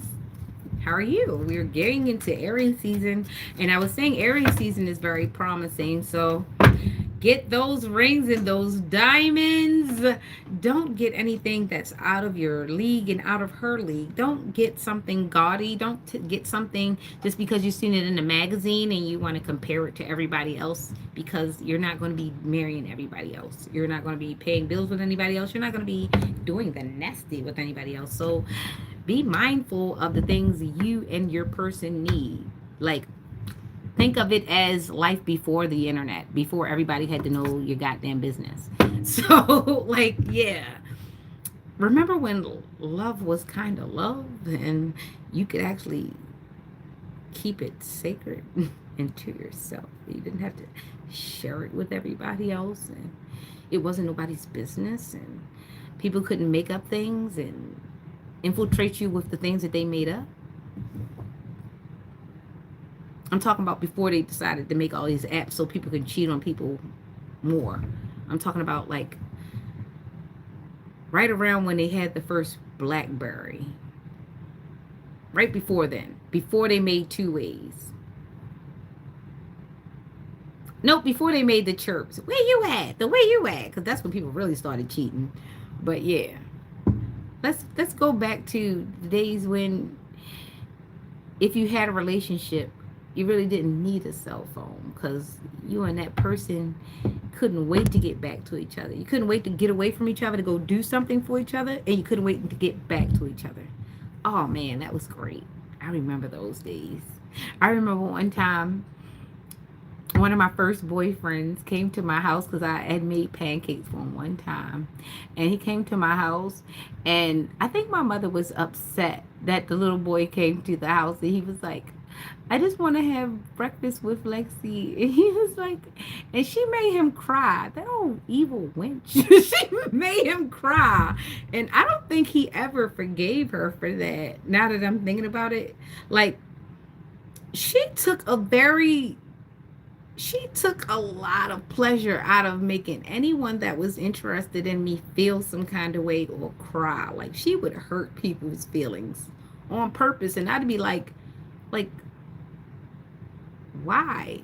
I remember because I was like, he was like, why she treat me like that? And I was like, I don't know. I really did not know, because it didn't dawn on me until just now that she done that to just about anybody who dated me.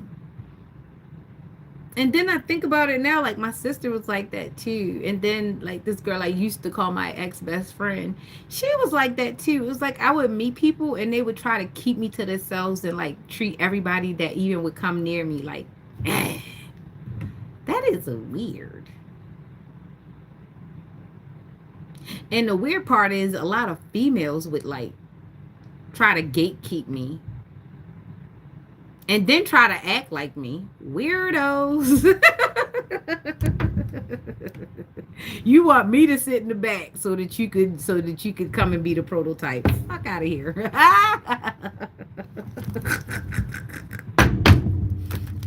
Order in the court. All right. I'm calming down, boss. I'm calming down. Don't tell a secret now. Don't you do it. Anywho, Aries, pop out. Let them see something.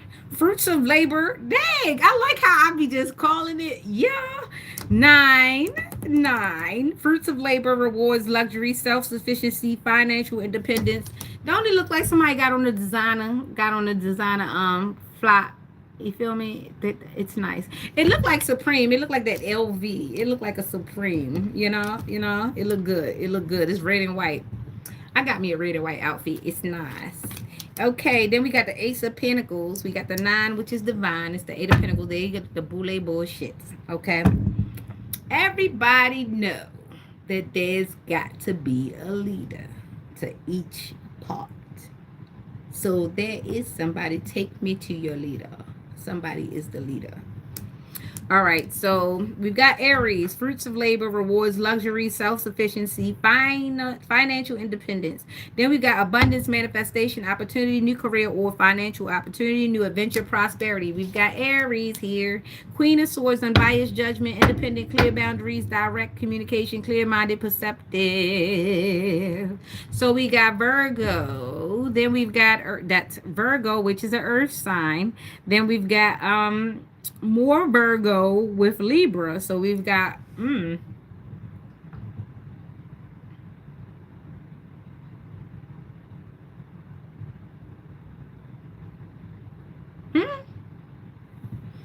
what? We got Virgo with Libra, then we've got Virgo and Libra, but this say water air. But this is Virgo. This is clearly Virgo and Libra on here. I'm not going nuts. This is Virgo and Libra. That is not Scorpio. That is Virgo. So why? Why is this Virgo and Libra? Third Virgo, second Libra. No numbers, is just the Queen of Swords. Unbiased judgment, independent, clear boundaries, direct communication, clear-minded, perceptive.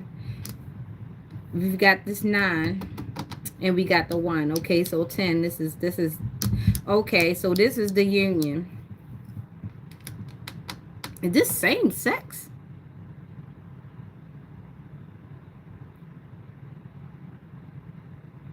It's a feminine woman.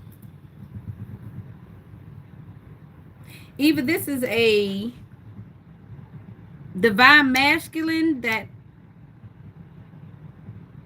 has a balanced feminine energy, who's balanced in his feminine energy, which makes him unbiased with the judgment, independent. He has clear boundaries. A lot of times when men have clear boundaries and things of that nature, other men said that they are simping. He's not a simp. He just has a balanced feminine side. He has a feminine and masculine side. Most real human beings have a balance of both. That does not make that man gay. That does not make that man sweet. That does not make that man anything but a balanced man. I need people to understand that. But this could be a stud. This could be a very masculine woman. But it's not. She does look masculine, though. I ain't gonna lie. She looks handsome. Look at her face. It's very, very angled. It's very, very angled. So it might be a very masculine man that has great taste, because I've met some, let me tell you. There have been some great men that know how to smell good, they know how to keep their hygiene together, and they're very good about keeping their boundaries, and they have things on schedule. So let's not get it twisted. There are men that have their things together and they don't play that stuff. You will think that they're on the other side, but no, they were raised right and they happen to pay attention. Okay, they actually understand that men can wash the cracks of their asses and smell good. Yeah. Mm-hmm. They know that that's not gay to not smell, you know. Mm-hmm. Yeah. So right now, I think there's an Aries man that's very, very Prince could come back from the dead and take a lot of you guys as mothers. I'm trying to tell you. Prince was that guy. Okay? But the thing about it is, Prince wasn't wearing your mother's heels. Prince had his own custom shoes. That's the problem. Some of you guys are waiting till that woman leaves out and you're trying her shit on. That's the difference. That is the difference. We never even seen in Purple Rain or none of that where he was going in his mom's closet and cross-dressing. He was going out, he was getting pieces, and he was making his own costumes. That's the difference. You guys are stealing, like the bad guys are stealing people's identities. There's a guy that's actually stealing from one female to give to the other female.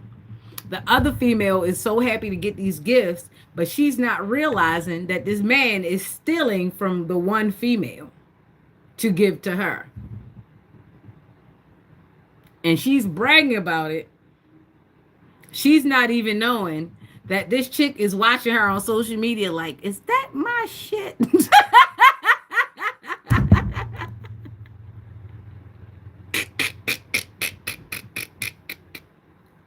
Sorry, take what resonates. Somebody is taking something out of somebody's house and coming to your house and giving it to you as though it was for you. They not telling you that they just spent 2-3 hours in bed with that person and waited till they went to sleep and took that shit came over to your house. And not only did they kiss you in your mouth, they did other things as they gifted you. And bless your heart. Your body is not a battlefield. Anyway, why do this stuff keep coming out? I'm reading, I'm trying to stay out your little messy drawers. I'm trying to stay out your little messy drawers and need some milk of magnesia. Something like that.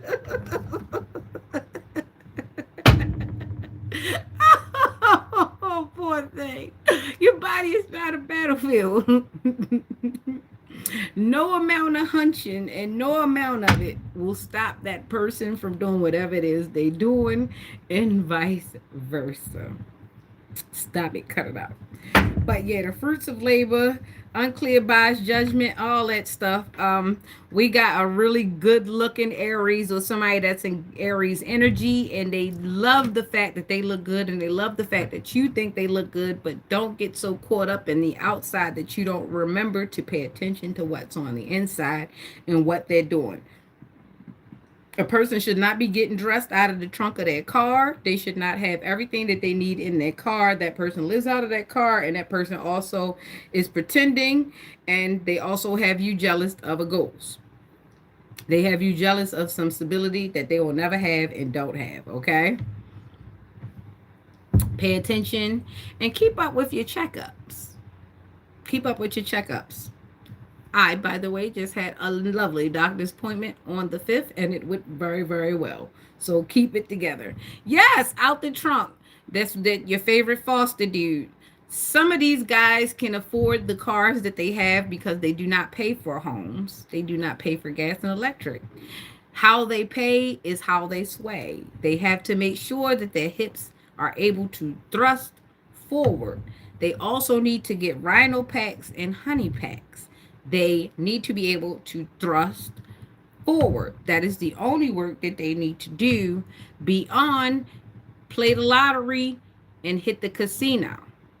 Now, if they have a nice car and they keep home items in it, all the home items in it, and they can get dressed maybe once or twice out of the trunk, do not trust that person. That person is a professional orphan. A foster nigga at best if they can get money when they get there, but it's a professional orphan. This person has mastered not belonging nowhere and has made it a career of not being nowhere. And the way that they do things is they collect a few beautiful homes. They get familiar with the things that are done in them homes, and they use that as verse and talk, so that a person unsuspecting that does not know them believe that they are home trained and domesticated, although they have only taken some of the skills from each home that they visit. This person has no home, but they have stolen home training, which means that they're able to go and pretend to be domesticated in order to be along humankind for only small amounts of time, because they have to go, because if they should stay there for any amount of time, you might be entitled to compensation like rent, BG&E, some groceries. So the thing is to stay busy, to stay in rotation, and to appear to always have somewhere else to go so that you don't say, where my rent at? That is a professional homeless person or orphan. And this is how they're able to maintain the car payments.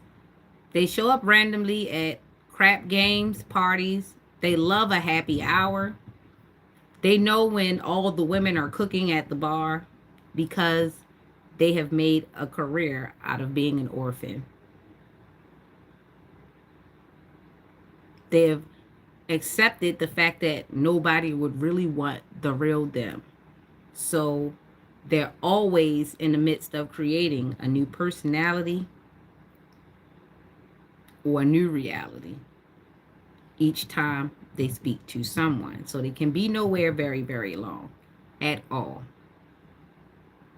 Papa Was a Rolling Stone was really a story about a trifling ass man who really paid rent per pants. So when someone comes to you about some type of gold digging thing, I think that is just an illusionistic word to get over to have somewhere to be at. That's crazy. Most of the people using this rhetoric are trying to spend the night. Or they at least want a peanut butter and jelly sandwich. Or they want a big ass bowl of cereal. And for some reason, they always got a situation about what the fuck is in your ice tray. Bitch, I live here. I can afford to not fill it.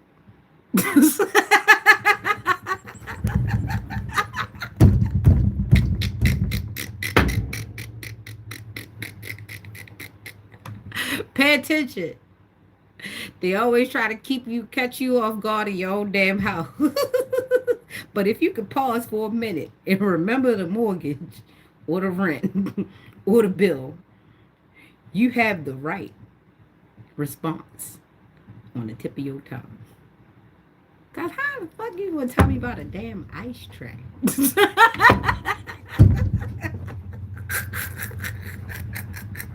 Woo! The petty people. The petty people. The purple people eaters. All right, Aries. But yeah, pay attention to them Aries, because an Aries emperor.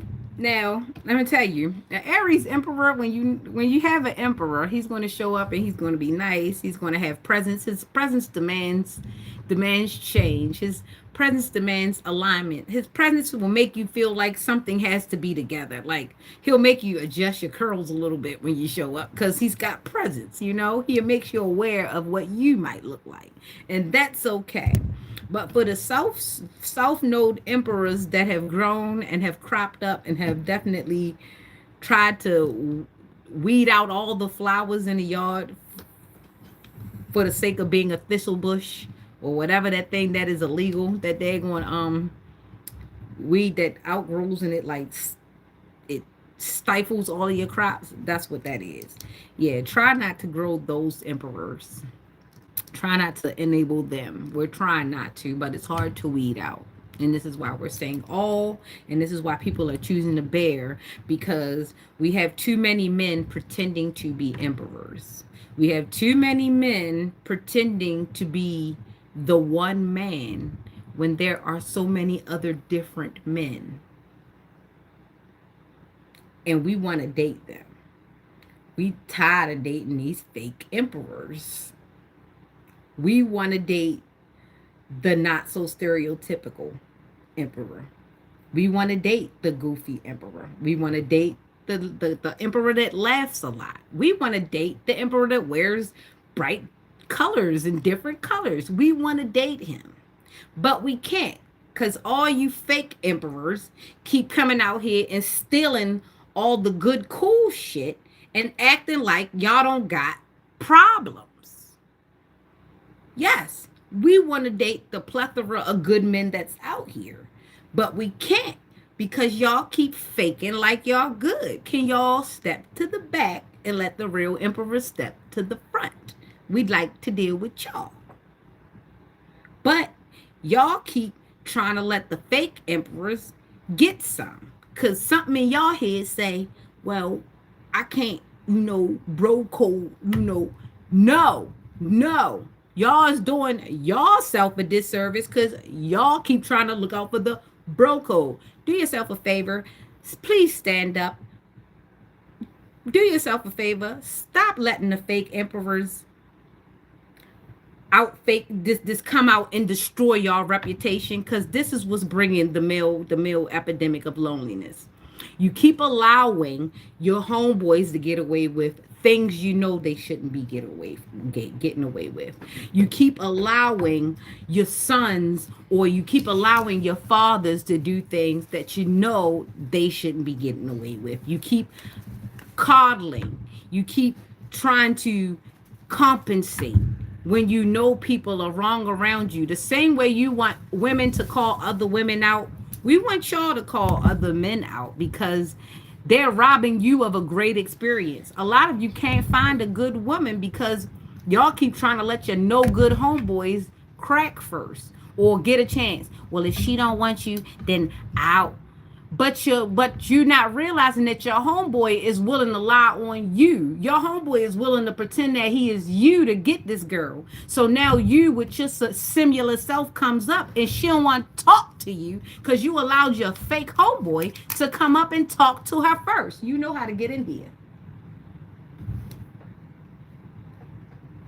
Don't play with me. You know how to get in here any other time. You see what I'm saying?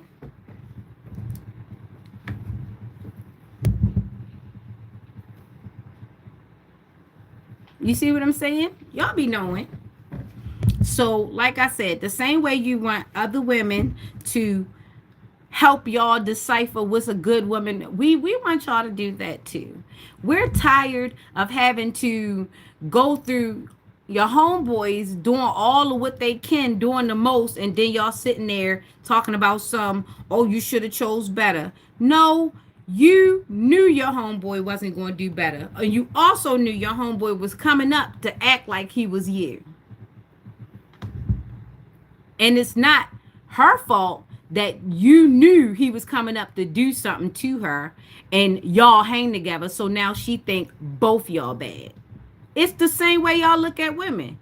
You knew her homegirl was a hoe, but you also knew she wasn't a hoe. But you judged them both the same. So what's the difference of her doing the same to you? You beat on women, you burn women, you cheat, you broke, you don't do nothing. Like you really not that good of a person. But you notice about your homeboy. But you let your homeboy go at somebody you knew didn't deserve the experience of meeting your homeboy. So now I got to judge you the same as your homeboy because you let him come up. It's the same accountability.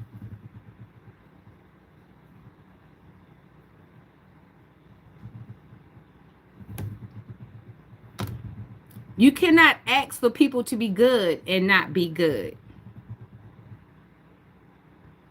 If you are willing to judge based on the group, if you think because that one person is a hoe, then the other person is a hoe, then what right have I not to give to you the same exact thing? If he's no good and you hang with him, then you're no good too. So now we're in this thing where everybody's judging people like the book cover, right? This is what we're doing. You see how the double standard arises again and causes the same issue without solving the problem. And this is why it's good to actually be authentic. It's good to be an individual. It's good to not look for outside validation. It is good. Because through a lot of me not looking through, I was able to see, okay, well, I can see where this person is not doing so well, and maybe I should distance myself. After a while, it makes sense. You should distance yourself because people do judge like that. People do see things like that. And it's a very unfortunate and it's very unfair. And you can only afford to deal and think like that when you're a child, because when you grow up, guess what?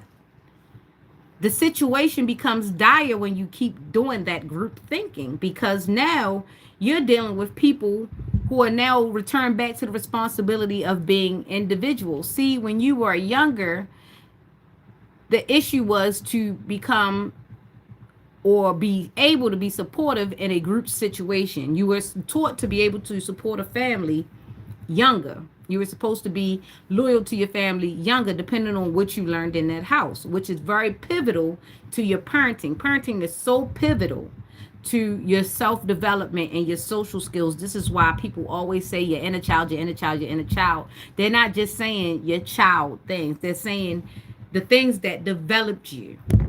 And once you get off the porch, that's when you return back to yourself. That's when you return back to the fact that you only have one social security number. You only have one life to live. You only get one health. You only get one set of limbs. You return back to yourself because you become kind of protected and reckless when you're young because you're in that group setting. But as you get older, that group setting is not really the protection that you thought it was. It was just an illusion anyway. You were always separate. You were always born unto yourself. It's just that you had to learn to function amongst the group for a time. Because let's get it. You function amongst the group for a time every day. But it's only for a time. And you're supposed to be able to navigate from one situation to the next. You go from sitting at a table to sitting in the bathroom by yourself. Do you need a group in the bathroom? No. Do you need a group at the table? No. Both things have the possibility to have a group in there. But you're supposed to be able to function by yourself. You go from having a bunch of bathrooms, bathroom stalls in kindergarten and elementary and in high school, to when you get to an adult, you go back to just having one or two stalls and maybe just one stall. Because it's back to the individuality. You learn to do things in a group setting, and you learn the wrongs and rights in a group setting. Of course, you got bathrooms to the left and to the right, but should you be putting your hand under there? Should you be peeking through the cracks and messing with other people's privacy? That's when a lot of people learned that you guys were weird. Like, what the hell was you peeking through the bathroom doors for, or peeking underneath the door for? A lot of us were weird even then. Didn't I mention the guy at lunch or the girl at lunch that likes to mix all of the milk and all that stuff and the mashed potatoes, and you trying to figure out what do they do at home with food if this is what they do with the food at school? Like, this is why that development is so important. This is why they take notes. This is why they try to get you a psychiatrist or a counselor in elementary and middle school, because of these very social things that happen in adulthood. And it's not so harmless, but harmless in those settings. But as you become an adult, this crap becomes dangerous. This becomes a disorder, a dysfunction, a syndrome, even something. There's a name to it by the time you become an adult. By the time you hit 20 to 25, a lot of developmental disabilities have already occurred and come into you, if you're not, in whether or not you're diagnosed or not. This is why it's important for families and parents to pay attention to their kids for a very long time, because up until the age of 25, you can get a serious diagnosis. And if you have been undiagnosed, you could be up and, all the way up into your death with a diagnosis that never got paid attention to, because of either your parents' pride or their unwillingness, or they just lack observation, or they lack the skills to identify because something was lacked or unidentified on them. This is why it's so important to go back, to go forward. And be willing to forgive yourself, and be willing to learn and educate in the more you see. Be willing to research without taking blame and feeling like everything is a hit or a offense against you. Sometimes the information will be uncomfortable, but you have to take it in regardless. Think about the first person that found out that they were going blind. Think about the first person that found out that they were sick. they didn't stop. They had to keep going. There was somebody there that they had to keep going for. There was research that they had to do. I mean, when you find out things, it's good for you to try to get as much knowledge about them so that you could teach the next generation. Is this not what we're here for? We're supposed to be learning and evolving our own brains. And once we get enough of the knowledge, we scribe. We have the responsibility of leaving our mark on the world to let people know I was here and this is what happened in during the time of my existence. And with any luck, it helps. It provides some type of context to the next so that someone is saved from the amounts of mistakes and the amount of testing that you've had to go through. I don't know how we got here, but this is where we are in Aries. It seems like I have a call to leadership in what I'm saying or whatever. I don't know, but this is what's happening. Someone needs whatever I'm saying to be said. Okay, so that was Aries energy. And we're going into Taurus, and this is the last one, last but definitely not least of the Taurus.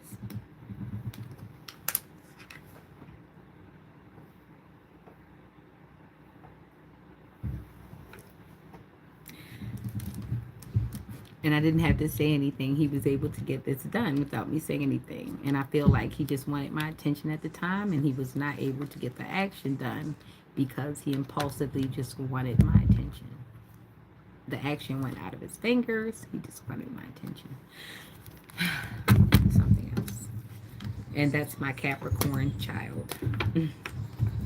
Now Taurus. Taurus. All right, Taurus, somebody's heart is feeling heavy. Something is weighing. It's matters of the heart are heavy this morning. Somebody's heart, somebody's pulling. Excuse me, karma. Somebody's pulling. Matters of the heart. Somebody's feeling heavy. That's good. That's good. It's heavy. It's heavy. Taurus is heavy. Matters of the heart. It's heavy. What's wrong, Taurus? You're feeling something.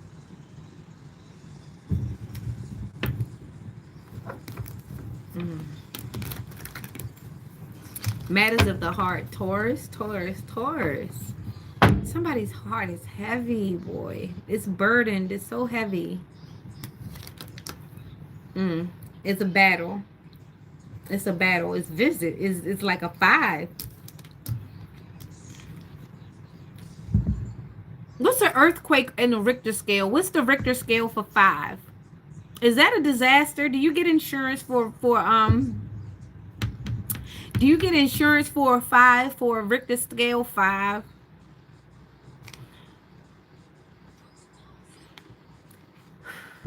This Taurus is heavy. It's competition, rivalry, conflict, disagreement, strife, and tension. This is what I'm getting with Taurus.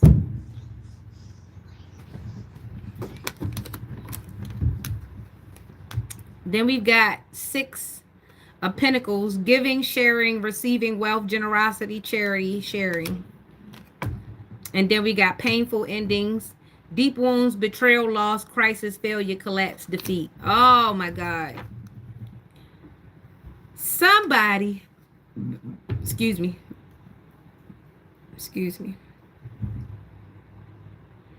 teamwork, collaboration,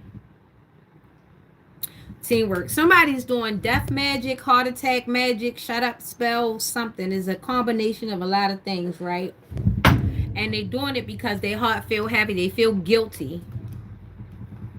And they rather make somebody else feel hurt or pain rather than take it in themselves. Take it for what is resonate. This is for whoever. This is somebody specific. This is specific like a slipper. This is like Cinderella slipper. It's a battle. It's a battle. It's a battle. Somebody's trying to win at all costs. And it hurts. And they feel guilty, but they don't know what to do. So they're trying to push forward. They're trying to keep a straight face. They're trying to push forward. Cause they don't want people to know that this is hurting them. Something is hurting. It's a tourist that's hurting, and they're not like trying to let nobody know that the whole situation is tearing them apart.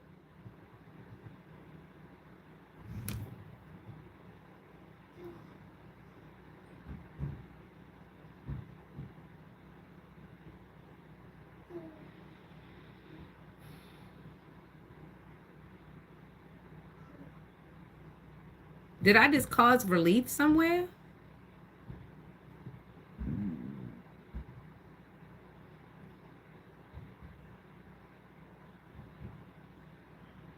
This hurts.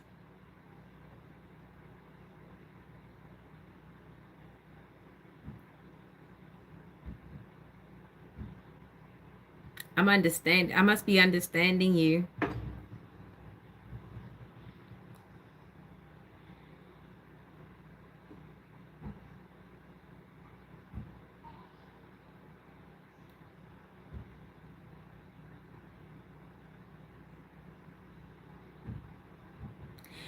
It's a situation of somebody trying to give.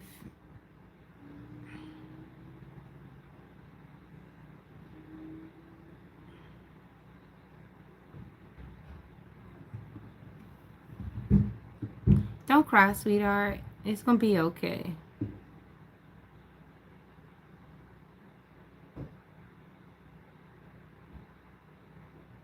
It's heavy.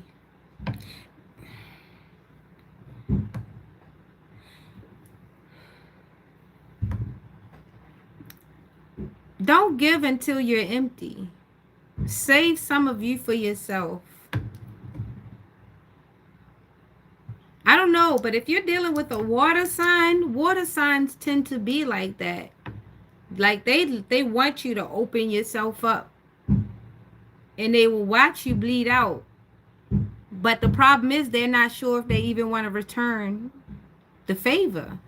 And this is why it's important that you don't bleed out for a person, because you don't, that person doesn't even know if they want to return the favor.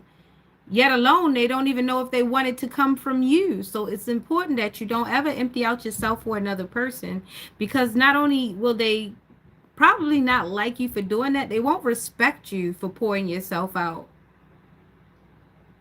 They'll like it at the moment. They'll tell you that. They'll even pat you on your head and say that's cute. But honestly, they won't respect you for pouring yourself out. They won't.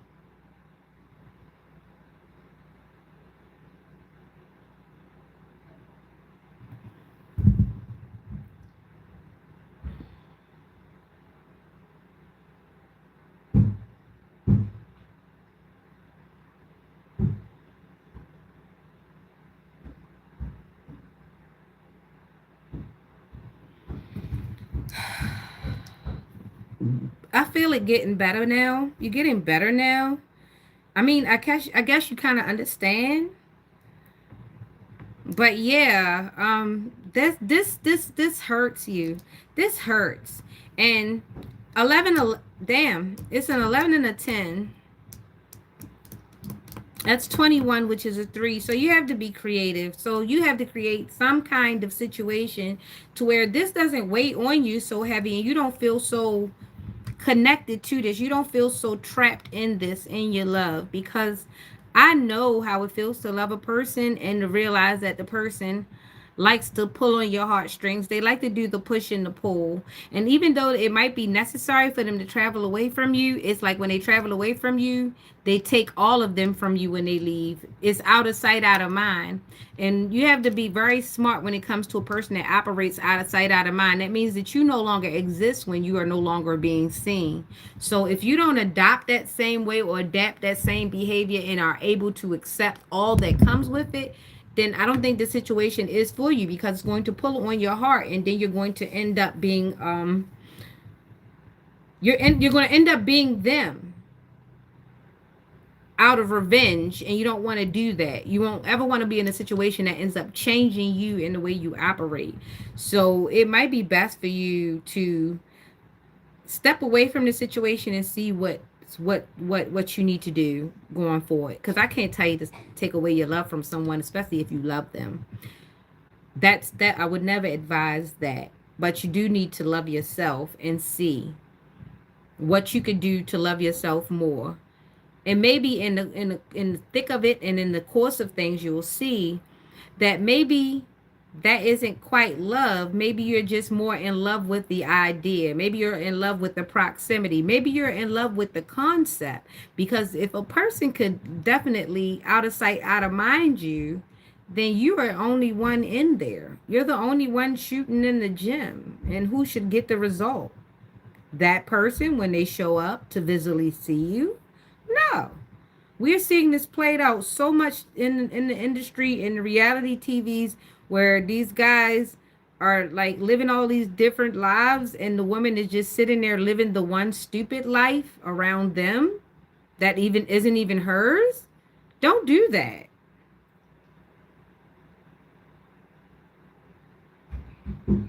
Your body is not a battlefield.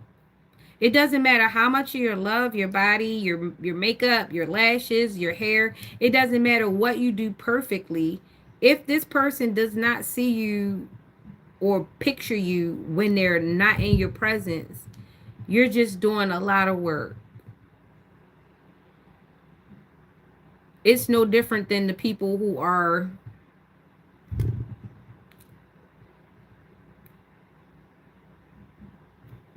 crying in the Maserati in public. I mean, in public. It's no different than crying in a Honda Civic on the side of your house. It's just that now they're public. Don't do this to yourself.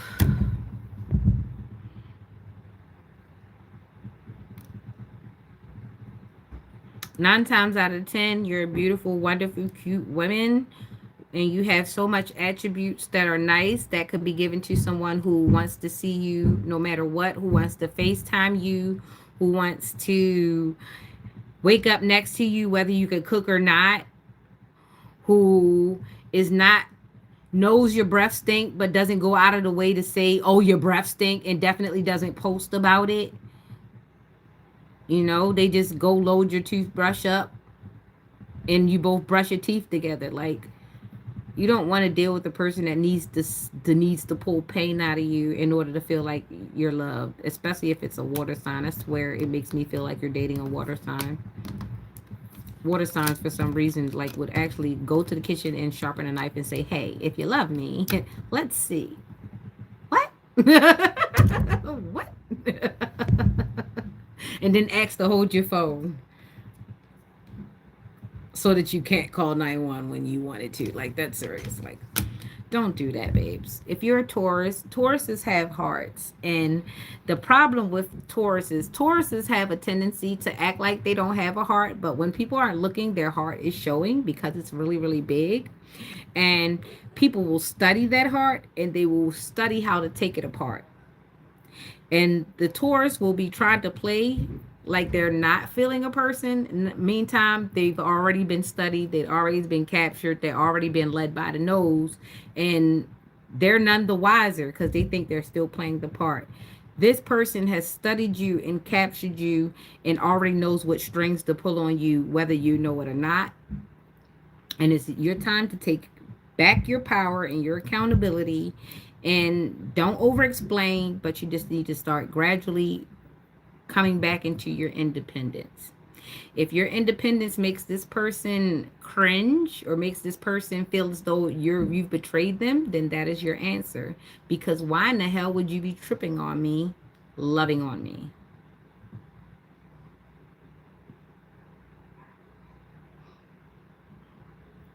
Get cute, have fun, live a life. A person that's for you is not going to trip on you for taking back you, and also would not be putting you in a position to keep pulling strings. Person's not going to just push and pull on your heart just because they can. That's madness. I love you, so you love you. Okay? Okay, lover? Okay. So that was it for Tuesday's tarot, and gotta go. Gotta get the kid out.